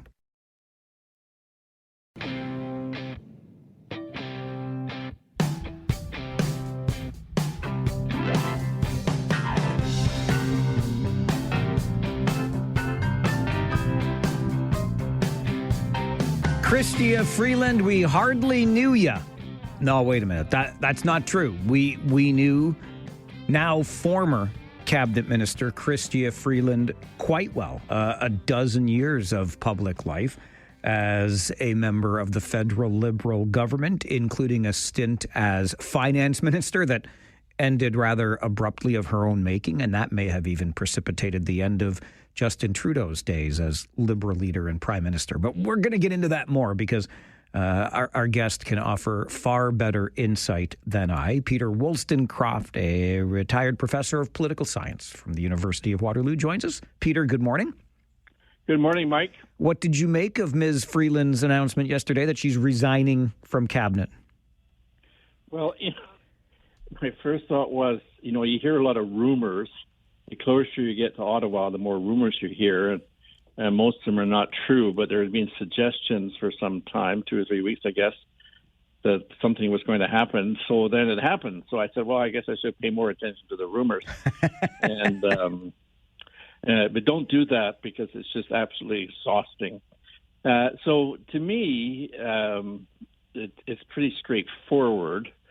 In every political system in the liberal democratic world would be characterized by, I'm just doing something with my computer that is acting up. So by politicians, I mean prime ministers and presidents and the like, have to solve a problem. So they're the new person in town, that's Carney, and he has a number of people who were in the old person's cabinet, and Chrysler Freeland being one of those. And Carney wants to separate himself as much as possible from the old gang because he wants to have a new gang. And, of course, the Conservatives have been attacking him for being no different than the old gang, which is hard to argue, but that's one of the things they've been saying.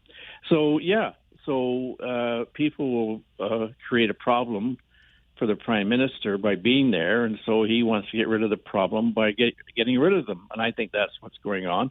And we have to understand, Chrysler Freeland and Carney are friends for a long time now. And so they worked out a deal, and she has a big interest in the Ukraine. And apparently she's going to do something in the future. Well, we'll see what happens. I feel similarly about this. I think it is rather strategic on the part of Prime Minister Carney to distance himself even further from his predecessor. And I think, in fairness, this is a pretty soft landing, isn't it? As an ambassador or envoy to Ukraine, it's kind of a patronage appointment, is it not? Well, it is a patronage appointment, and he allowed her to run. He has to sign her nomination form when she runs for the Liberals in the last election. So he has to find a soft landing, and that's true. There's rumors about 2 or 3 other people are going to be leaving in the near future. So he has to find a soft landing, and he doesn't want to create enemies within the party. There's probably enough discontent or elements of discontent within the Liberal caucus because he's going in quite different directions than Justin Trudeau was doing, and a lot of those people would have supported Justin, and now they're asked to support Mark Carney. So he doesn't want to cause he didn't want to have people fighting at him from his own ranks. It's got enough to do with the people across the way on the opposition side. So this is what happens, and he doesn't have the Senate to fill with people. It used to be the case a long time ago was that if people were needed to be replaced or moved on, that we'll just put it on the Senate and they'll stay there until they're no longer there, if you follow what I'm getting at. And so that's not available for the most part. So this is what happens. And every government does it in some form or fashion. And patronage positions is exactly what we're talking about. I think it's fair to say, certainly in hindsight, that the former Prime Minister, Justin Trudeau, was a polarizing figure of sorts. And Ms. Freeland, as his right-hand woman, was maybe equally polarizing. I've heard some rather scathing reviews of her time in office, particularly as finance minister. How do you think Chrystia Freeland will be remembered as a cabinet minister? Well, I'm aware of the negatives. I also know people who've been involved with her as far back as when she was in high school. She was regarded as a very highly intelligent and purposeful person. I think she lacked some communication skills. She didn't very effectively convey the message that was to be conveyed. And I think time will not be the best for her. But let's say this. Who remembers the finance ministers when Paul Martin was the prime minister, or Stephen Harper? These people come and go. We remember prime ministers in this country. We don't remember the other cabinet ministers for the most part, and certainly not in the last 50 or 60 years, though. Up until, say, 1960, cabinet ministers really mattered a lot more, had more of an independent personality than they do now. So, she was regarded as certainly a competent minister would involve trade negotiations, which is why Trump dislikes her so much. And interesting enough, Putin dislikes her a lot too. And if I had to leave office with those two people hating me, I would feel I'd had a good career. But that's another side of the story. So there are a couple of things I want to say. Her absence is going to raise an interesting question about the relationship between Doug Ford and the Carney government. And I always thought the linkage was Chrystia Freeland. And there are some reports in the media, but I don't think it's enough attention, which is that Doug Ford and Chrystia Freeland had a very strong relationship. I've read that they used to talk regularly, like every day. And so I think that she was the conduit from one to the other, from the Premier of Ontario to the Prime Minister, and from the Prime Minister to the Premier of Ontario. And it is significant that when Ford had his new cabinet sworn in, that one of the guests invited was Chrystia Freeland. And she had lunch with him before the event and went to the event. So that's an interesting miss in the relationship between Ottawa and Queen's Park going forward, because I think that she did bring the two forces together. And it's in the interest of the federal government to have a positive relationship with the province of Ontario and vice versa. That relationship may be further strained if these tariffs are dropped on Chinese electric vehicles, Peter. Well, yes, indeed, and there is a province in the province of Saskatchewan which is putting enormous pressure on Ottawa to do something to take the pressure off canola, which is a big agricultural market for the province of Saskatchewan.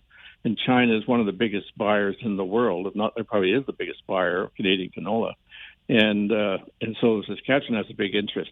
This is a country of regional interests, and this issue is exemplified. That point is exemplified in the issue that we're just talking about, canola electrical vehicles. And so there's that question: what happens on those files? And it's also a question that if there are more resignations or moves, let's put it that way, to other places. Some by-elections, there could be 3. And there's always a question, as we know, what's going to happen in these by-elections? And they may go one way or go another. As it stands, the Liberals would probably win 2 out of 3, maybe 3 out of 3, but it would be in the interest of the Conservative Party to win those by-elections, and there might be a full frontal attack. And as we know, Justin Trudeau's time in office started to really seem troubled when by-elections were lost in Ontario and Quebec.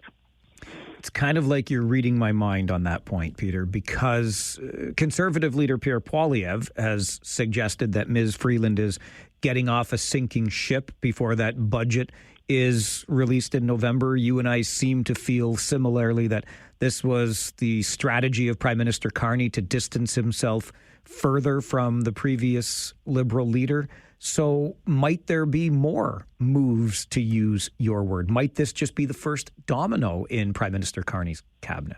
Oh, I think it will be. And I think what he wants, he wants to find people of talent, energy, ability to project a vision to be in his cabinet. And so the Liberals will be trying to find such people if there are by-elections, more than one.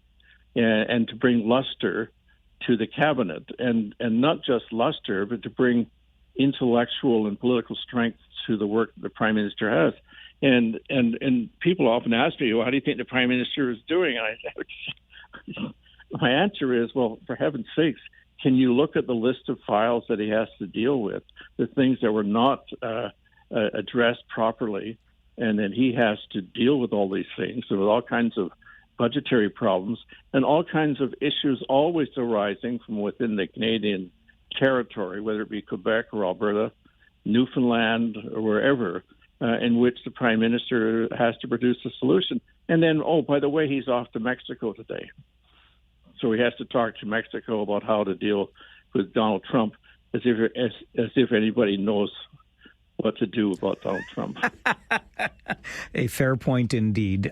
Peter, always appreciate the perspective. Thanks for being here. You're welcome. Thanks for calling. Bye now. Bye. Peter Wollstonecroft, Professor Emeritus of Political Science, University of Waterloo. I wonder how you will remember Chrystia Freeland. And I'm gonna give you some food for thought on this because that's what I do here. I have heard, and you know me, I've never met two nickels I didn't want to rub together. Cheap as the day is long. Parsimonious is the fancy word I like to use for my cheapness. So I recognize, and it's fair comment, that under Ms. Freeland's watch as finance minister, we went absolutely wackadoodle with the spending. A debt now north of $1 trillion. Our grandchildren's grandchildren will be thanking Ms. Freeland for that. I will grant you. So, fair comment. And I can understand if you would feel that way. Here's some food for thought. Maybe you want former Cabinet Minister Chrystia Freeland, former Finance Minister Chrystia Freeland, on your Christmas card list. Maybe you want to send her holiday greetings and a gift basket as a thank you for getting rid of the other guy. Because, come on, if we're being honest here, when Ms. Freeland resigned as Finance Minister and Deputy Prime Minister on the day the fall economic statement was to be introduced in 2024, that accelerated the ultimate decision by Justin Trudeau to say, I'm out, to coin a phrase. There had been pressure prior, and he didn't seem to want to budge. But when Chrystia Freeland dropped that bombshell on Parliament, just a couple of months later, Justin Trudeau was on his way out the door. So maybe you want to thank Chrystia Freeland for that. She got rid of that guy you disliked so greatly. Some food for thought. How will you remember Chrystia Freeland? Your thoughts, always welcome on the Mike Farwell Show. We'll take your calls next on 570 News Radio and Rogers TV. People will create a problem for the Prime Minister by being there, and so he wants to get rid of the problem by getting rid of them. And I think that's what's going on. And we have to understand, Chrystia Freeland and Carney are friends for a long time now. And so they worked out a deal, and she has a big interest in the Ukraine. And apparently she's going to do something in the future. Well, we'll see what happens. Peter Wollstonecroft is a retired professor, political science from the University of Waterloo, joins us to talk about the resignation of Chrystia Freeland from the federal cabinet. How will you remember Ms. Freeland? And I'll remind you again, I understand where the criticism comes from with her stewardship or lack thereof of the public purse. I get that. And trust me, I'm with you. Although, did you see the numbers provincially yesterday and how the plans to reduce the deficit are going in the wrong direction? I feel as though we have entered into an era of politics where austerity no longer exists. I mean, how far back do we have to go to find some austerity, that is? Anyway, we can criticize the ever-loving bejeepers out of Chrystia Freeland for her time as finance minister and blowing through every fiscal guardrail that had previously existed. But I submitted to you before the break, just for consideration, maybe you want to thank Chrystia Freeland for her bombshell decision that rocked the previous federal government and Prime Minister Justin Trudeau, that really did precipitate his ultimate departure from the party's leadership and from politics altogether. She helped get rid of, in fact, we could argue she was the catalyst for the end of Justin Trudeau's days. And I know how unpopular he was with many of you. So maybe you want to thank her for that. How are you feeling about Chrystia Freeland as she leaves office? 519-570-2545, star 570, and 1-800-570-5715. Dave, good morning. Good morning, Mike. I'm not a supporter of Liberals in general, but I will look fondly on her job, on what she did. And I think she's going to get a bad rap through the rest of her career for it.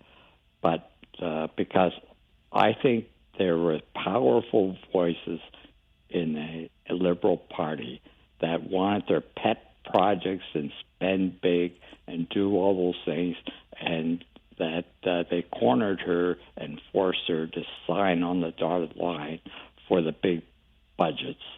And that's my personal view, not based on any facts, but that's not the way I look at it. And I support what she attempted to do.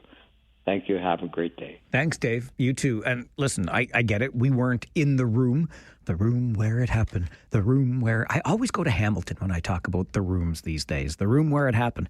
But Dave gets at something that has, for a long time now, frustrated me about politics provincially and federally, and that is the party system, whereby, to Dave's point, he believes Ms. Freeland was just essentially towing the party line.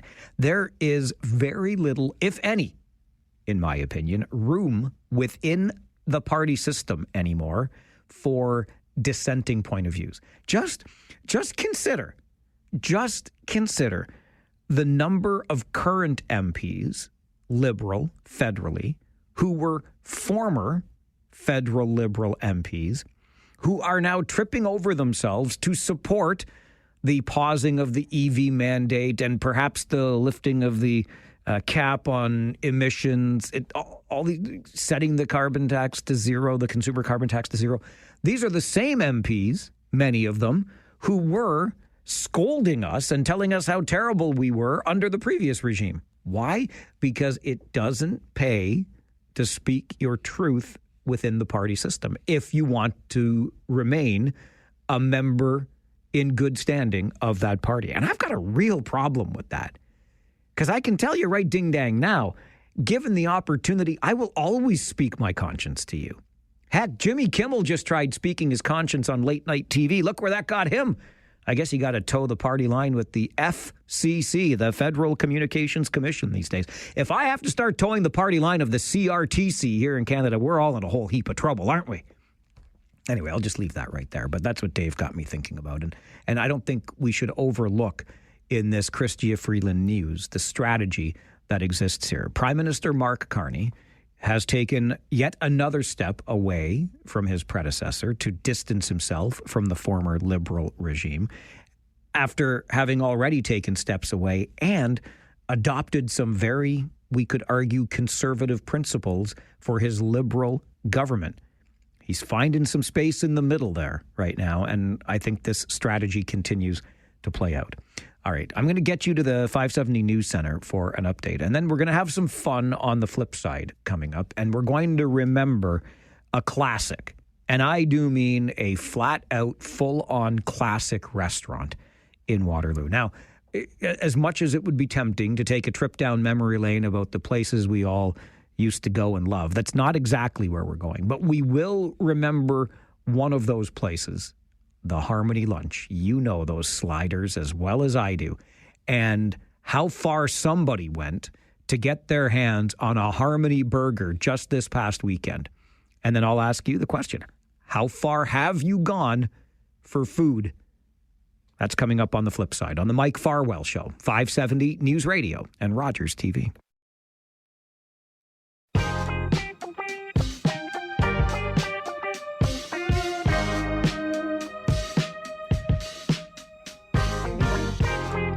Every Thursday morning at this time, we take a little time out for what I like to call a palate cleanser. We talk about a lot of big and serious issues on this show, so it's nice to have a dedicated space for a little bit of fun every week. We call it the flip side because, you know, it goes opposite those big and more serious topics we tackle on the show. And we're going to take a little trip down memory lane today to the good old Harmony Lunch in Uptown Waterloo.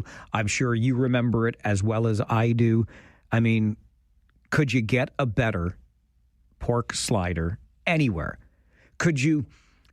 Is anything more nostalgic than the thought of walking into that diner and immediately smelling the fried onions? And you remember the flat top grill and the big pile of onions there and the sliders being pressed. We could go on and on. It's not specifically about our favorite old places, but the kind of food that we got and how far we might go to get it. I had a standing annual visit to the Harmony Lunch in the final years before it closed. I'd get together with my brother on American Thanksgiving Thursday to watch football. We'd book the day out just between us. Please don't tell. But we would sometimes cut class in high school to watch the football on American Thanksgiving on a Thursday. Shh. Don't tell the principal of my high school, who was also my father. He would not approve of such behavior from his boys. Anyway, this continued well into our adulthood. We would book the days off and take a long weekend here in Canada, watch the football on the Thursday. And before going to my brother's place for the football, I would go to the Harmony Lunch. I would pull up a stool right there at the counter, 2 sliders and a milkshake. I don't need any fries. I don't need anything else. I want my 2 sliders and a milkshake to set me up for a day of football watching. So as you might know, I hope you do by now, our friends at Stemler's in Heidelberg have gotten to know the Marks family, the family that had the Harmony Lunch and created this incredible pork slider that we remember so well. And you can now buy, based on that same recipe, your own tube of meat and make your own sliders that taste very much like the Harmony Lunch. In fact, exactly like the Harmony Lunch burger that we remember so well. And this past weekend, Stemler's, once again, like they did last year, had a Harmony Lunch Day outside their store there on Lobsinger Line in Heidelberg. And I got this story sent to me after the fact, which inspired my question to you today. How far have you gone for food? So here's what happened at the Harmony Lunch Day at Stemler's this past weekend. At the end of the barbecue on Saturday, there was a fellow that showed up. He was very excited to get his 2 burgers. He originally lived in Waterloo and then moved with his parents to Newfoundland and settled there. But he remembers the Harmony restaurant fondly. Here's the interesting part. This gentleman follows us at Stemler's. This came from Kevin Stemler, by the way. He remembers the Harmony very fondly and follows Stemler's now on social media. He travels frequently for work. Well, it just so happens he was flying home to Newfoundland from the west with a short layover in Toronto. He saw the post on Stemler's social media about the Harmony barbecue on Saturday and noticed that it ended at 2 p.m.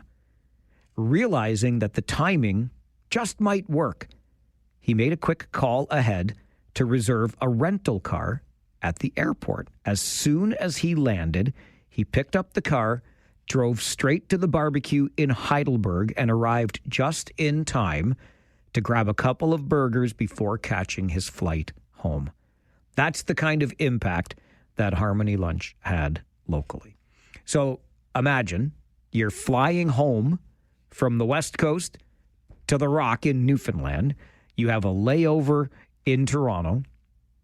You realize that it just might work, so you rent a car to get from Pearson to Heidelberg to get the burger and then go back to Pearson to catch your flight home. That is commitment. Now, we know it's worth it. That burger was absolutely worth it. But it just inspired the question for me. How far have you gone for food? Because that's a pretty significant effort to get one of the best ding-dang burgers you're ever going to want to eat. But you remember it fondly. Your plane lands in Toronto. You got just enough time to make it to Heidelberg, get back to catch your flight home to finish your trip.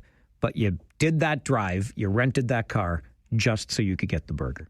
How far have you gone for food? Can you top this story? I would love to hear it at 519-570-2545. Star 570 and 1-800-570-5715. George, good morning. Yeah, Mike, that was an amazing story. Wow. That's great, eh?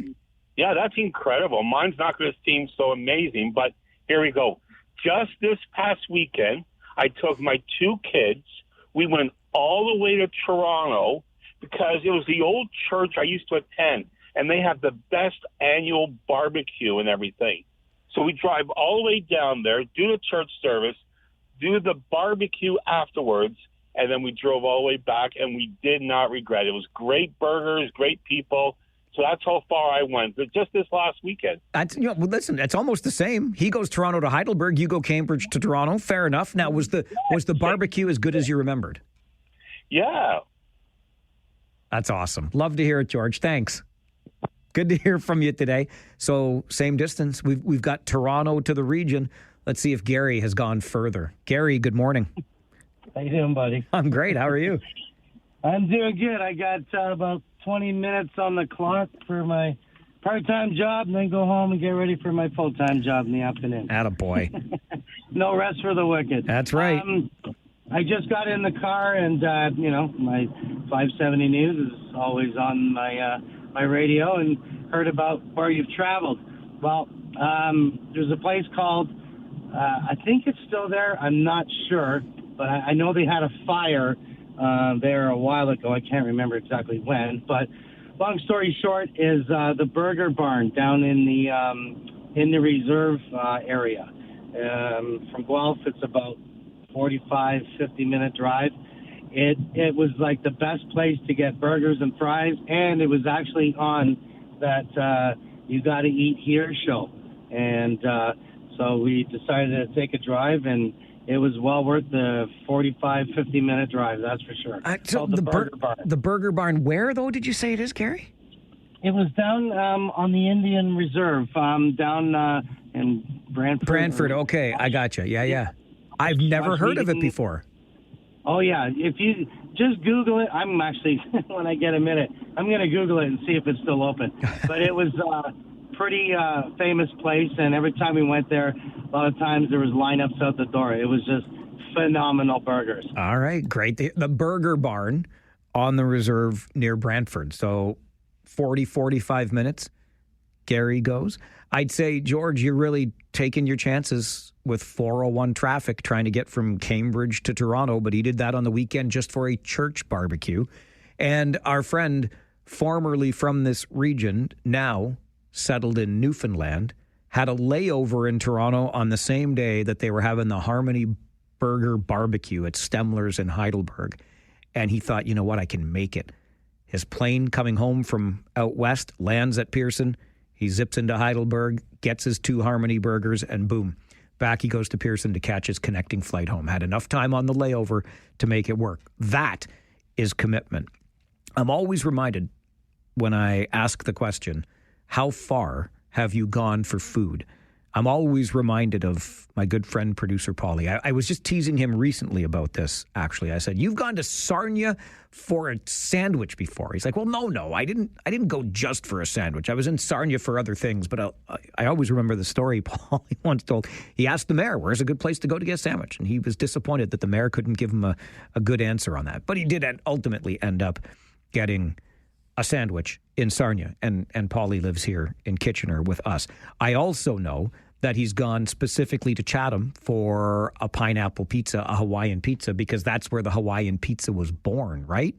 And not to keep outing the guy, but the man will go a distance for his food. When a Shake Shack opened in Toronto, you know he was in Toronto getting his food, and he's also been known to, on a random Saturday, talk to his wife and say, you want to go to get some wings in Buffalo for lunch? And a cross-border trip for wings. Hey, Paulie, you know Morty's is here in town, right? Anyway, how far have you gone for food? I feel like an awful husband in this life because I have been promising for I don't know how long that I'm going to take my beloved to Windsor for pizza.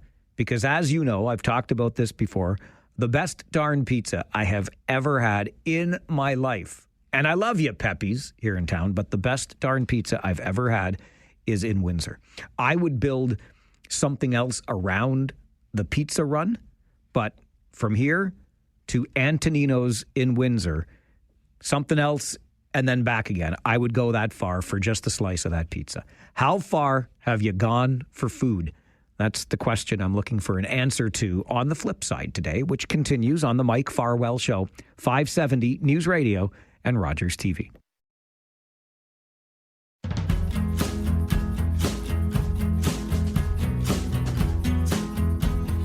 Inspired by the guy that used to live here and now makes his home in Newfoundland, But on a layover from a flight back to Newfoundland, he was coming from the west, heading back home to Newfoundland, has a layover in Toronto and realized, you know what? Stemler's in Heidelberg is barbecuing up Harmony Burgers today. I think I can make it if I plan this right. And he did, and he made it just in time as the barbecue was ending this past Saturday.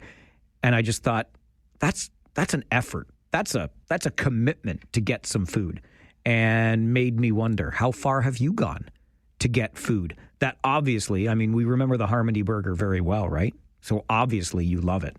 Question for you on the flip side today. How far have you gone for food? 519-570-2545, star 570, and 1-800-570-5715. Andrew, good morning.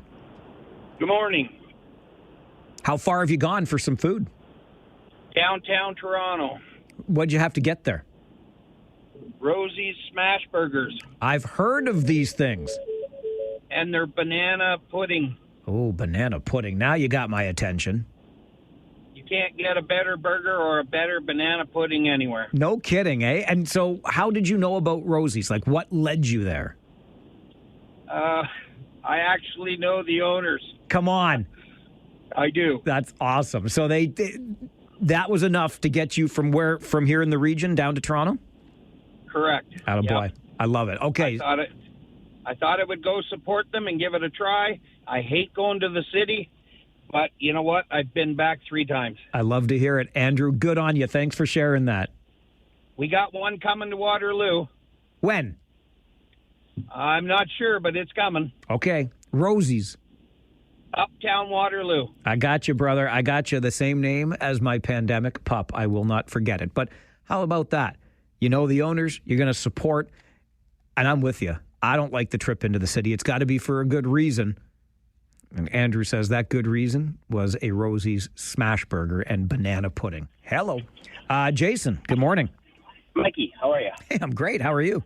I'm well, thank you. Let me guess. Pittsburgh for a let me guess. Pittsburgh for a Primanti Brothers sandwich. No. Okay. That's a long drive. Yes, fair. But it is in the States. So in January of this year, I made the decision. You know, my family and I were not going down to the States in the next 4 years. I prefer to keep my money up here, and so we took one last drive across Niagara Falls, New York. Sammy's, old school, been around since I think the 50s. Pepperoni pizza with great wings. I just had to get one last bite. It's been like 30 years since I've been there with my grandfather, but the place hadn't changed at all, and it was great. And I'll be back there in 3 years when this tumultuous time is hopefully done by then. Interesting. Sammy's in Niagara Falls, New York. On Hyde Park, on Hyde Park Boulevard. All right. Good. Jason, appreciate the story. I had not heard of Sammy's before, but there you go. Another cross-border trip, an international trip just to get some food. Mary, what about you? How far have you gone for food? Well, you know what? It's not my story. It's my Uncle Howie's story. Howie Meeker? Oh, my goodness. I can't wait to hear it. Okay, let's hear it. Well, when any of us went to the Rock, one luggage bag was full of Stemler's summer sausage or some summer sausage from here because it's superior to none. And that was, if you grew up here, that's what you wanted. So we trafficked in summer sausage. And then the back thing with the suitcase was to bring frozen cod, fresh cod, though. And I just thought, well, you know what? And that kept on for years. I mean, that was what you had to pay to stay at his house, bring sausage. How about that? You know what? Lots of good places in these here parts to get some summer sausage, eh? Yeah. Yeah. So you're a summer sausage trafficker, Mary. Yes.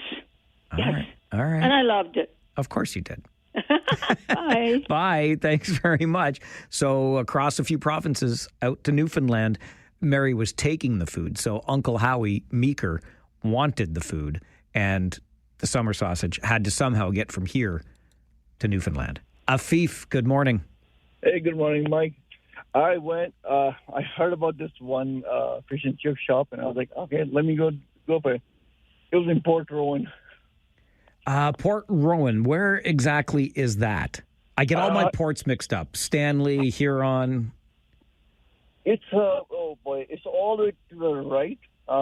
Let me look online right now for you. Wait a minute, Afif, you went there. Where did you go? Huh? I just drove. That's all. See, Afif, you. Oh my goodness, you, my young friend, are the problem. You just follow your damn GPS. You have no idea where you are. You just go where the damn thing tells you. Exactly. Afif.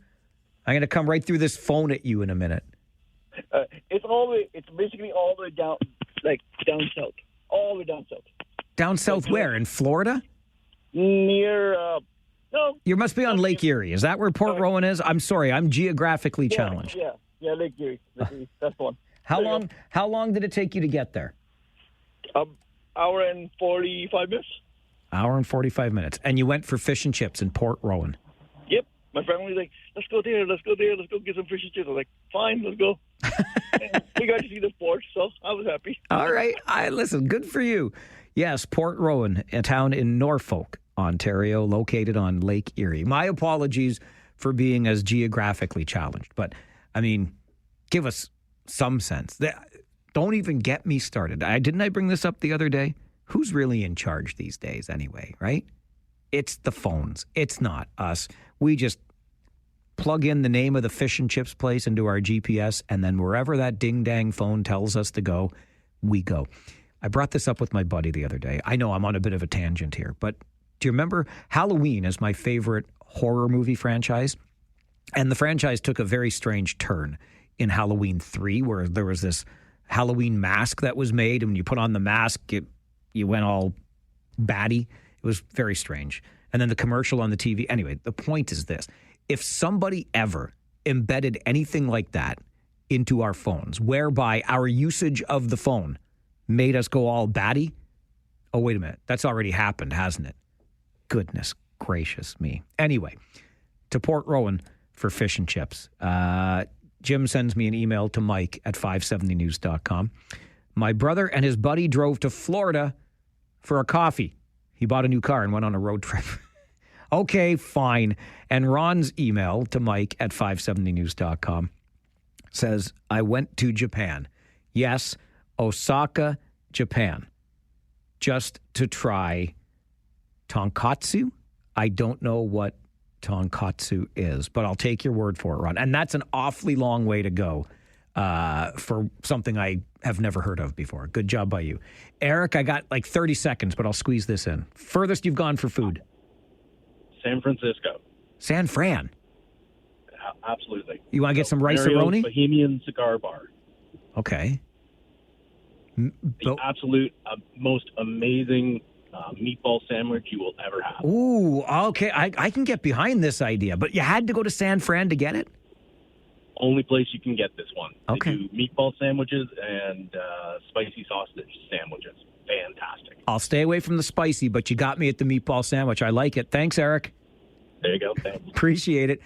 Another intercontinental trip just to get a meatball sandwich. All right. You are going to get an update from the 570 News Center, and then you're going to get the chance to talk back. Open lines coming up on the Mike Farwell Show. 570 News Radio and Rogers TV. Take out the papers and the trash, or you don't get no spending cash. If you don't scrub that kitchen floor, you ain't gonna rock and roll no more. Yakety yak. Don't talk back. Just finish cleaning up your room. Let's see that dust fly with that broom. Get all that garbage outside, or you don't go out Friday night. Don't talk back. It does seem to be the issue that dominates the discourse of the day. I was just answering a message on our Facebook page. By the way, we have one for the show because I'm old like that, but feel free to follow along at facebook.com/The Mike Farwell Show. And while I was there and I open up the page, what's the first thing I see? but the following post. I get the request for an apology. I love all of these show hosts, but some of them went too far in the death of someone's father. But silencing them? So dangerous. I hope some of the entrepreneurs can develop their own broadcast platform that will allow free speech from both sides. And of course, that's in reference to this from Jimmy Kimmel. We hit some new lows over the weekend with the MAGA gang desperately trying to characterize this kid who murdered Charlie Kirk as anything other than one of them and doing everything they can to score political points from it. In between the finger pointing, there was grieving. On Friday, the White House flew the flags at half-staff, which got some criticism. But on a human level, you can see how hard the president is taking this. My condolences on the loss of your friend Charlie Kirk. May I ask, sir, personally, how are you holding up over the last day and a half, sir? I think very good. And by the way, right there, you see all the trucks? They've just started construction of the new ballroom for the White House, which is something they've been trying to get, as you know, for about 150 years. And it's going to be a beauty. Yes. Okay. He's at the fourth stage of grief, construction. There's demolition, construction. This is not how an adult grieves the murder of someone he called a friend. This is how a 4-year-old mourns a goldfish, okay?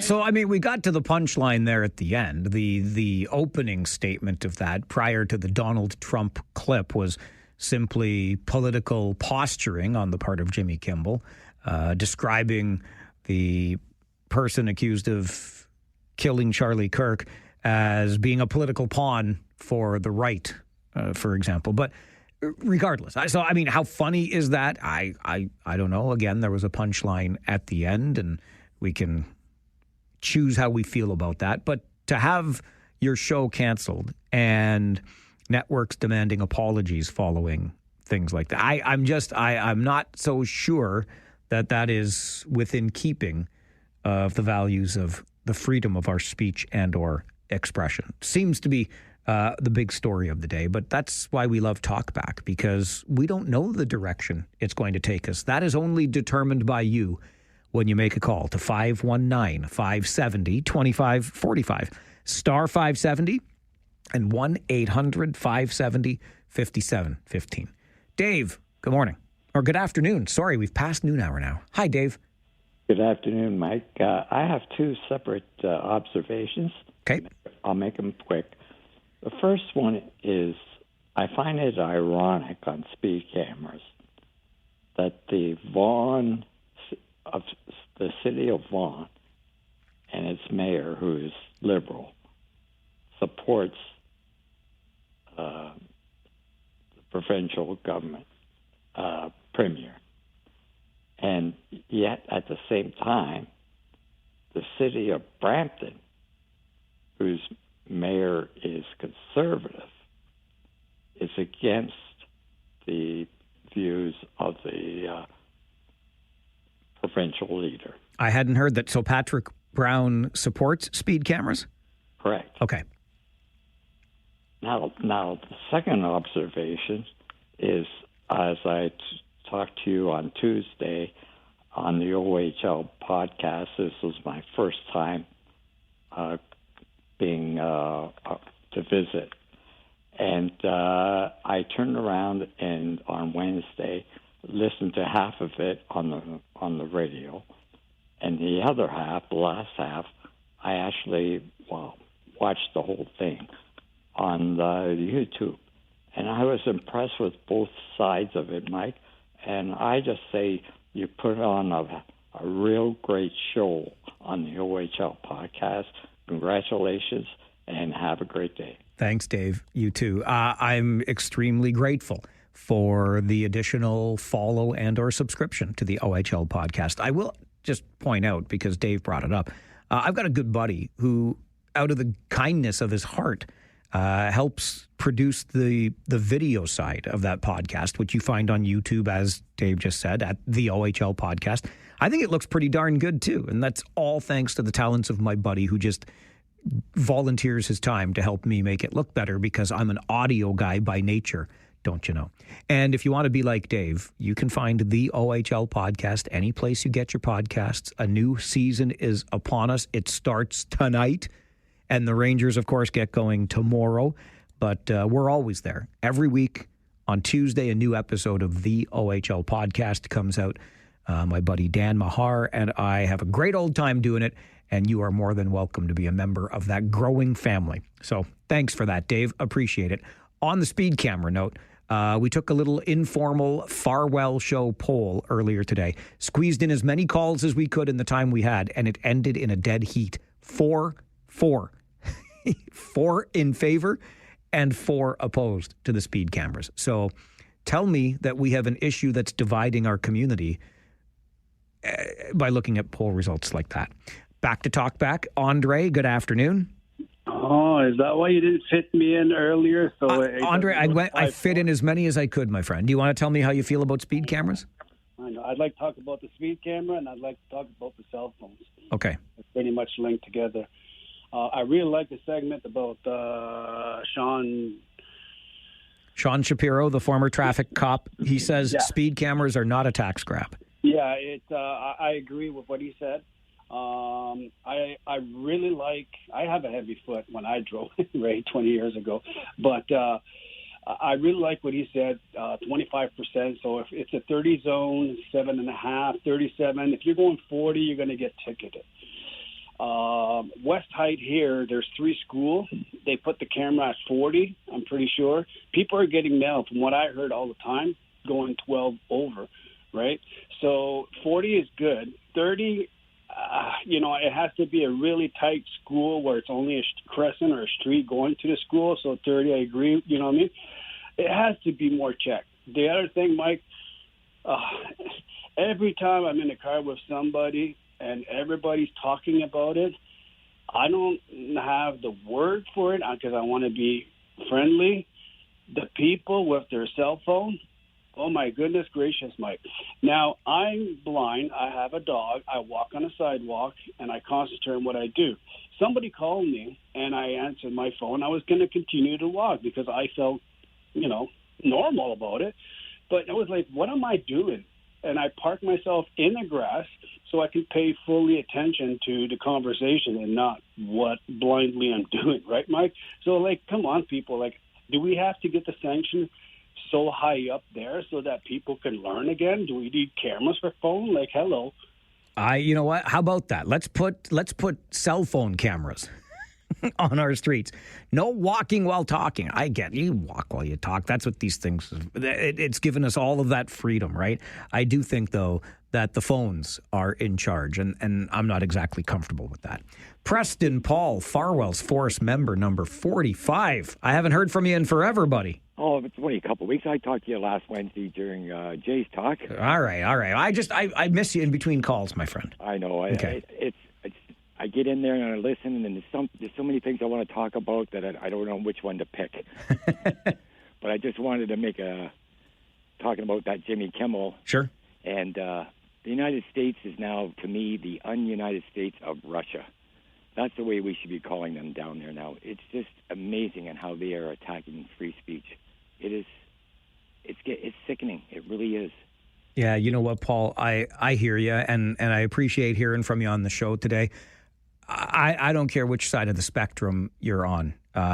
You can't see the silencing of Jimmy Kimmel in any other light, as far as I'm concerned, and it's frightening because that is absolutely the rule of an authoritarian.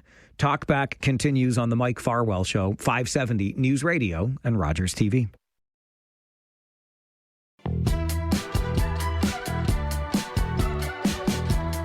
A busy day for Talkback here on the show, and I like that because, you see, we have the freedom to hold these conversations on this show every day, noon until 1 with open phone lines. Sean, you are next. Good afternoon. Good afternoon. Farwell Force member, unnumbered, and I don't want one because at this point I don't want one in the 170s. But why? What's the matter with you? Well, don't be that way. There's plenty of room. I want to get to 200 now.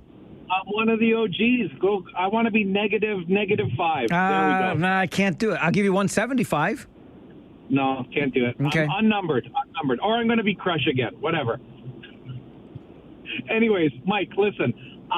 I'm not going to congratulate you because I'm going to wait until I see you tomorrow and shake your hand and congratulate you, and I have a little something for you to celebrate. But it's Christmas Eve, baby. Wait a minute. Tomorrow. Let's start. Hang on a second. Is it booze? Yeah. Are you going to give me booze? Well, then. No.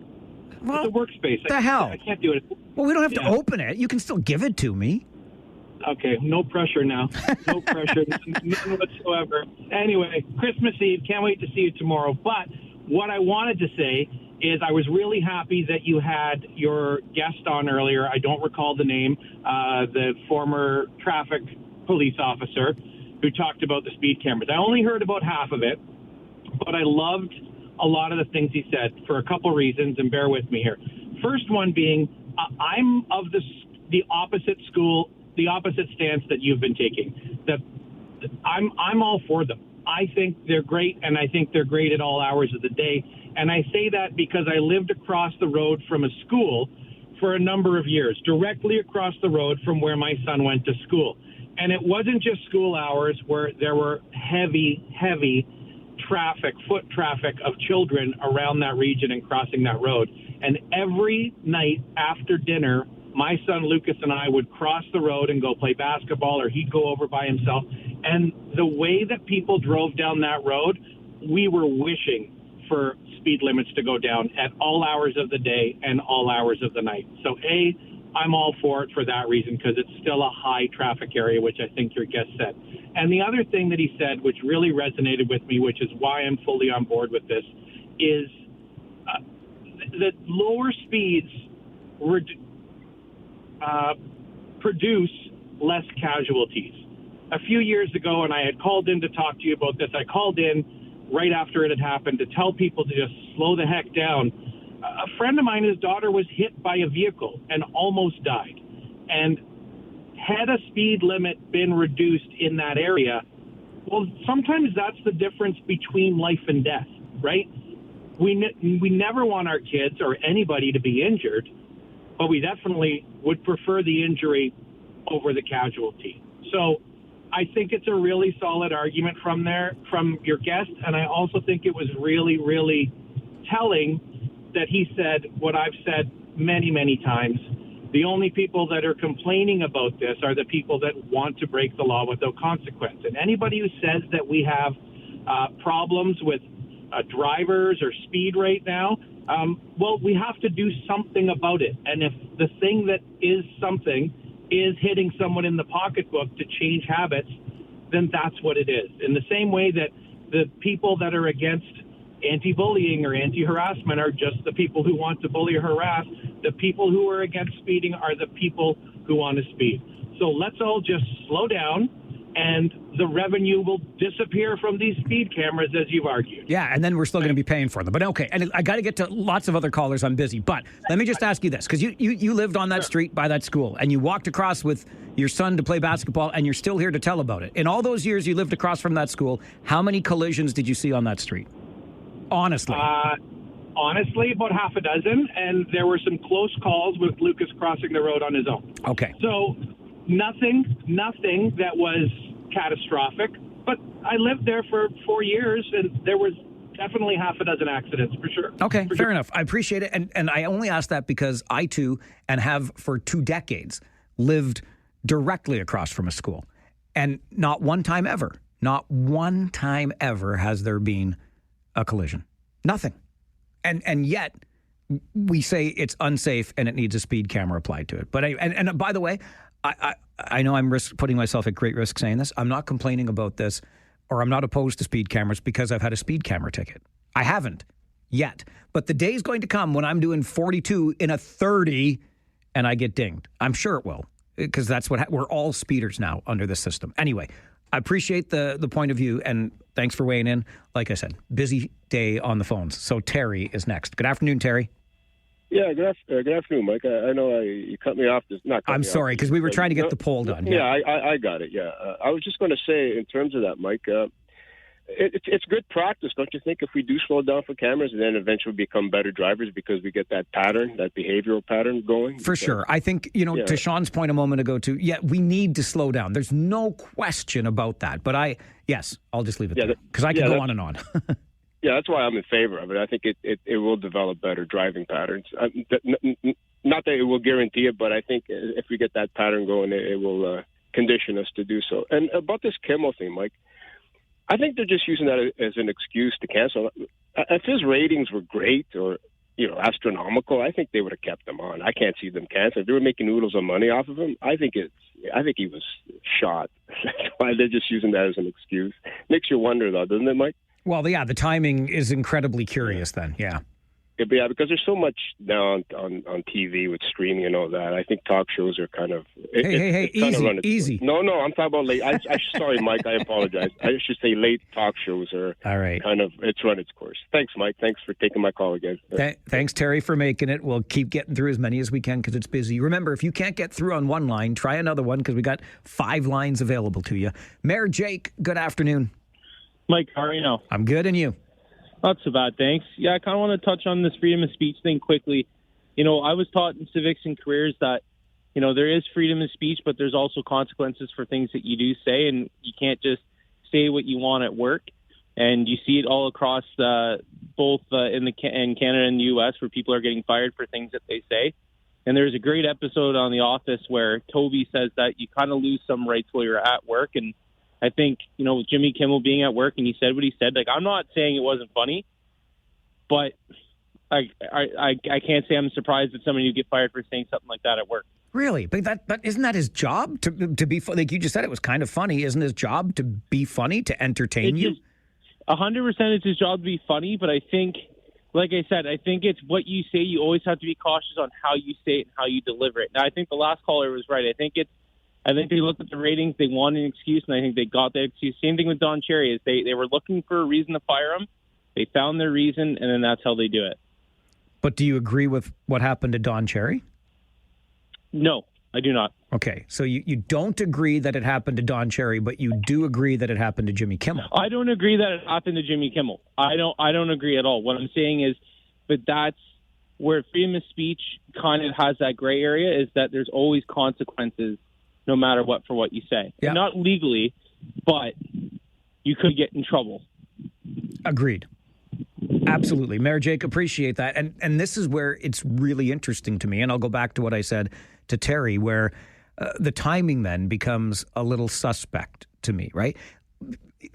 There are consequences. If enough people dislike what Jimmy Kimmel says night after night after night, they're going to stop watching, and the ratings will go down and then down and then down some more. And however far down the road, the network will have no choice but to say, this show has run its course. So I totally agree with that consequence that Mayor Jake is getting to here.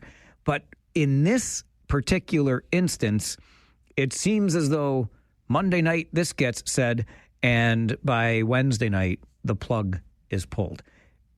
And it sounds as though that plug gets pulled because the head of the Federal Communications Commission, the FCC in the States, is a Donald Trump appointee. This was criticism of said President Trump. There are billions of dollars at stake in trying to get new deals between networks, the FCC. Like, there's a lot at stake here, and all of a sudden, it just seems a little bit knee-jerk and, quite frankly, authoritarian to me. If there are consequences for what we say, they will play out in time. Anyway, we'll continue this conversation because it's Talkback on the Mike Farwell Show. 570 News Radio, Rogers TV. It is a busy day on the phones. You just heard the numbers. Psst, little hint, the 1-800 line works too, no matter where you are. That's currently the only one open, but let's get right back to the phones. I want to hear as many opinions from you as possible. That's what Talkback is for. Curtis, good afternoon. Hi, for one thing, good coffee for you getting married. Thank you very much. Yeah, no problem. So I just want to speak on speed cameras for 1 second. I am in disagreement with them. I feel like they are being abused, like you say. I back you on that. As far as the Kimmel thing goes, now I'm conservative, and I am absolutely disgusted with the videos that came out celebrating Charlie Kirk's death. Now, with that said, what I have heard so far, what they're putting out as to what was said from Kimmel, I'm not really seeing the problem, to be honest. He was joking about Trump. He made a joke about Trump, and it all came back to Trump. He just used it as in my opinion, I just see him using it as something to go by, right? When people are depressed or they're grieving someone, and I compared it, because it was a horrendous thing, him being assassinated. So, as much as I'd like to say, cancel him, because I don't like him anyway, but I'm not seeing why. I think maybe it is kind of suspicious, to be honest. Curtis, appreciate that. And a good point on, and this kind of goes back to what Jake was saying earlier, there are consequences, particularly within the confines of a workplace and the standards that are expected of us within the workplace. So you think of university professors, for example, being sanctioned for things they said online or publicly about the Charlie Kirk assassination. And I've heard the argument made that is exactly opposite what Charlie Kirk would have wanted, because that is an attempt to apply a consequence to one's freedom of expression. I get workplace standards and what, but I think it's an interesting argument, and I think Curtis kind of gets to that a little bit in his call. Sean, you're next on Talkback. Good afternoon. Good afternoon. I had originally emailed it because I couldn't get through, but I got through now. I just wanted to comment on the Jimmy Kimmel thing. There's more to it than Jimmy Kimmel. Okay, he went after Columbia and then Harvard. Then he got Colbert fired. Now he's going after Kimmel. And, of course, South Park, Paramount removed the Charlie Kirk episode. What Kimmel said really wasn't that bad. And meanwhile, if you listen to Fox, they say the most bizarre things. This is he's basically silencing all dissent, and anybody that talks about him.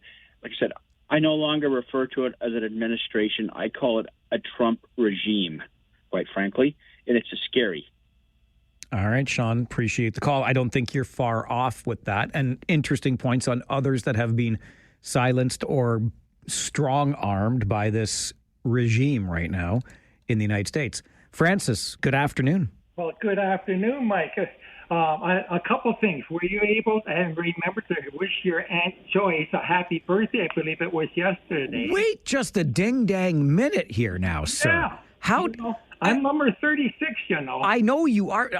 How did I not know until, first of all, yes, I did wish my dear Aunt Joyce a happy birthday.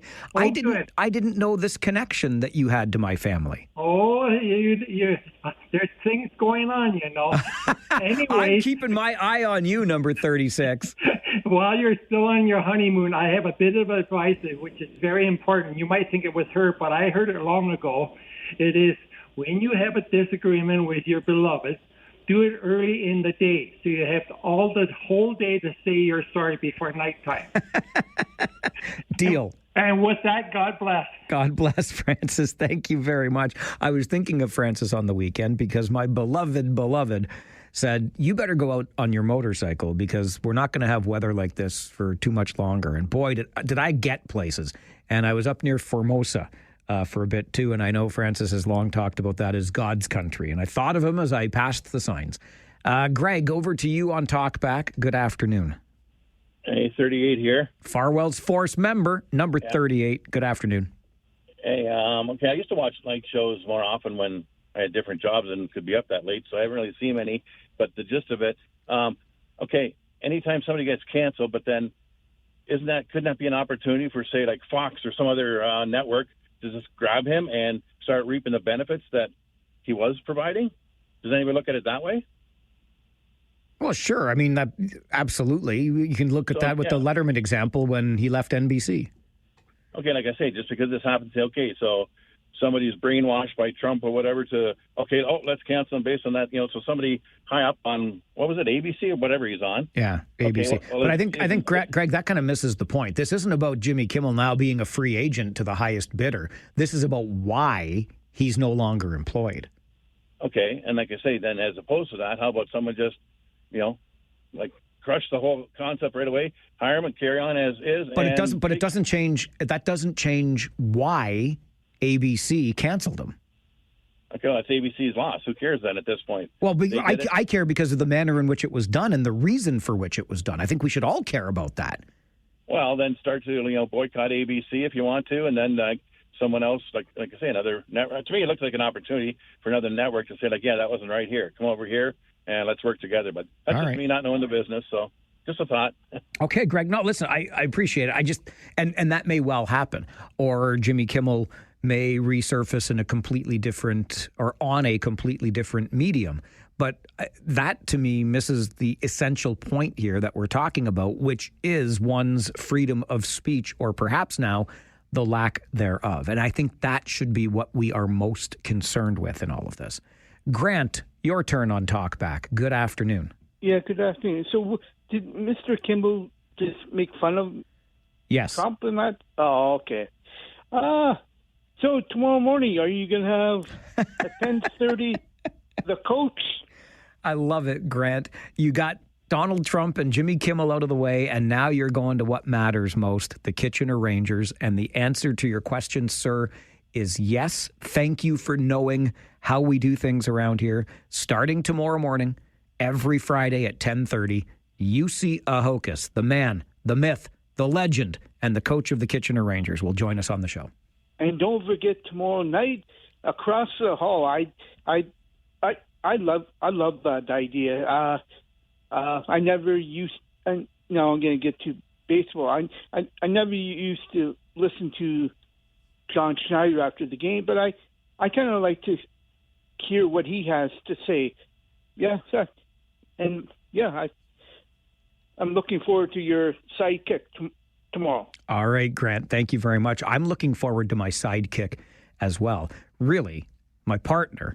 And make no mistake, the guy who was the partner for the last couple of years, who has retired, deciding that he can find more relaxing things to do on Friday nights, and I totally understand that.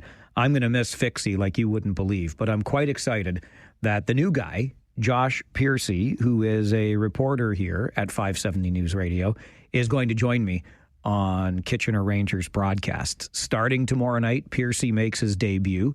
I'll remind you that we will be on the air starting at 6:30 with pregame coverage. And you heard Grant reference across the hall where we talk to a member of the team the Rangers are playing, be it a coach, a player, whatever.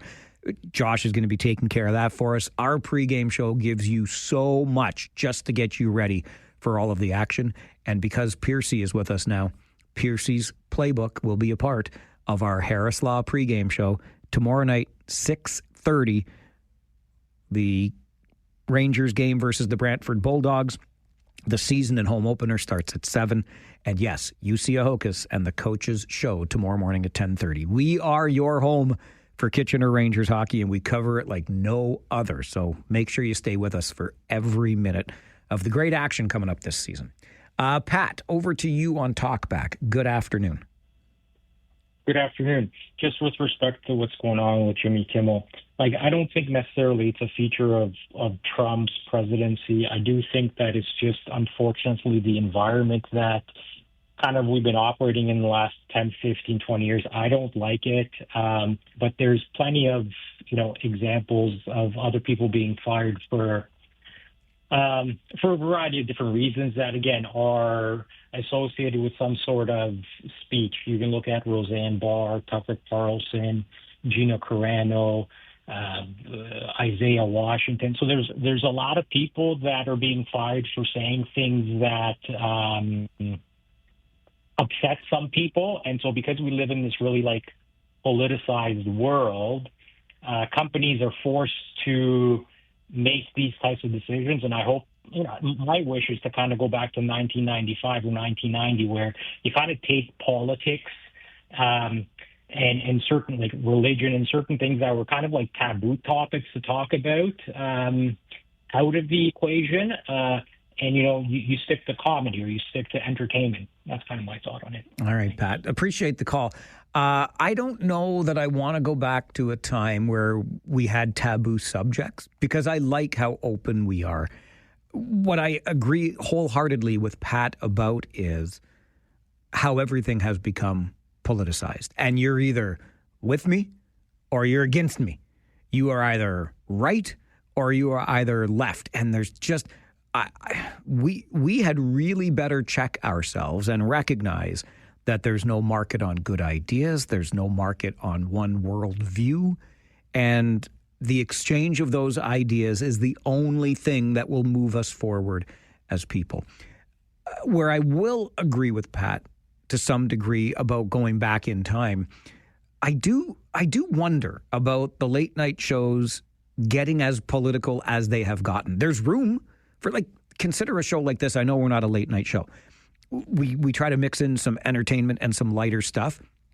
We talk about the issues of the day, and there is room here for opinion because that's what you expect, right? Or we hope you expect. That's the kind of the way we've built the show, so you know what you get, what you are going to get coming in.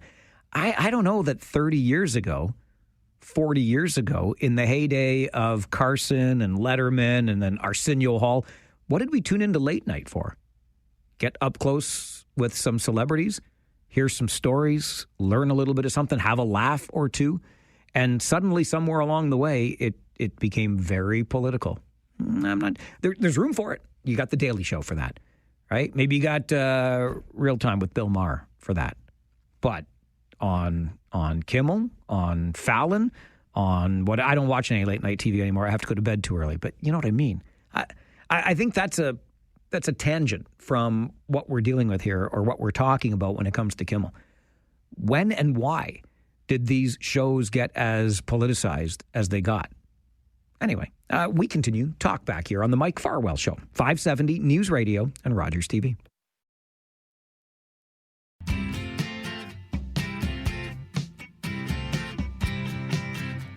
As we like to say, a busy show for busy people. Right back to the phones on Talkback. Len joins the show. Len, are you a first-time caller? I am. Yeah! Yes! Yes! I love that, Len. Welcome aboard, my friend. Thanks for having me. So my issue is with this whole Charlie Kirk thing and nobody actually talking about why he was canned. And that would be for simple reasons, for pushing propaganda. What if you were to come on air this morning and say that Charlie Kirk was assassinated by a Trump supporter, willingly knowing that's not the truth? Do you think you would have a job at the end of the day? It's a good question, Len, and recognizing that we're playing in hypotheticals here, I would like to say yes, but given the inaccuracy of my statements, I would expect that there would be repercussions for that.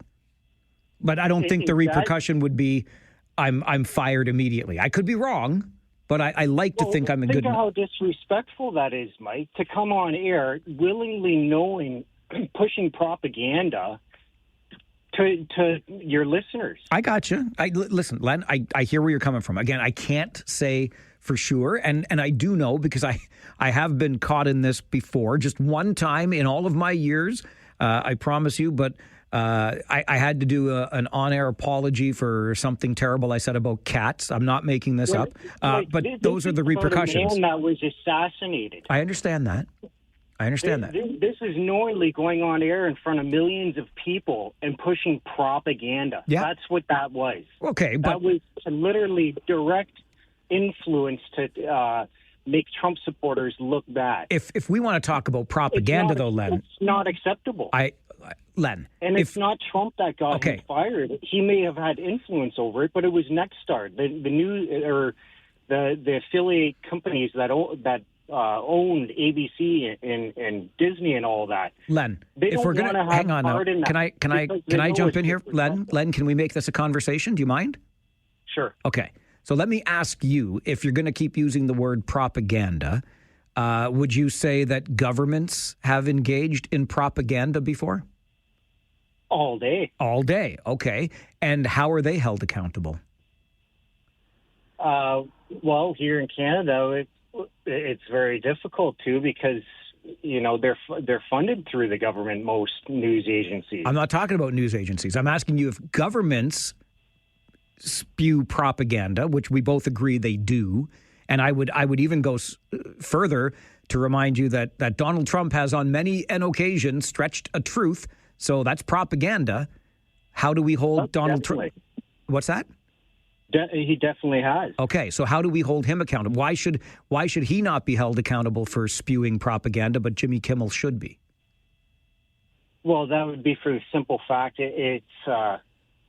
it's completely disrespectful when a person has been murdered to spew inaccurate information. Okay, and listen, I get you on that point, but I think we're missing the point I was trying to make here. Propaganda? Sure. Jimmy Kimmel had an agenda. Zero question about that. So we won't accept propaganda from an entertainer, but we will accept propaganda from a president. I'm not positive I'm okay with that double standard, but that's just me. Ron, you got to turn your radio down, my friend. Yeah, sorry about that. I was on my headphones. Okay. So, let's talk about the Jimmy Kimmel situation. I've heard from friends that I used to know back in the entertainment area, told me that the FCC has a big file on Jimmy Kimmel. They've been trying to shut him down for years, ever since Trump came back. Well, Trump's only been back for a year. Yeah, but before Trump left politics, there's a file on him also about during the time when he was still president and Jimmy Kimmel was still on the air. Okay, so what's that got to do with the price of tea? They were looking for an excuse to do this? They've been looking for an excuse to do this, yeah. The FCC has? Yeah, because what I've heard is that right now Disney is trying to broker a deal with the FCC, and the FCC ain't budging.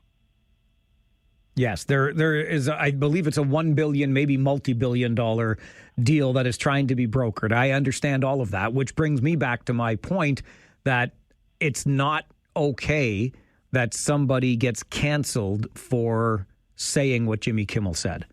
Oh, I agree. I don't think it was anything fair. If I was, really, close, it wasn't really sharp. It wasn't attacking him. It wasn't doing a damn thing.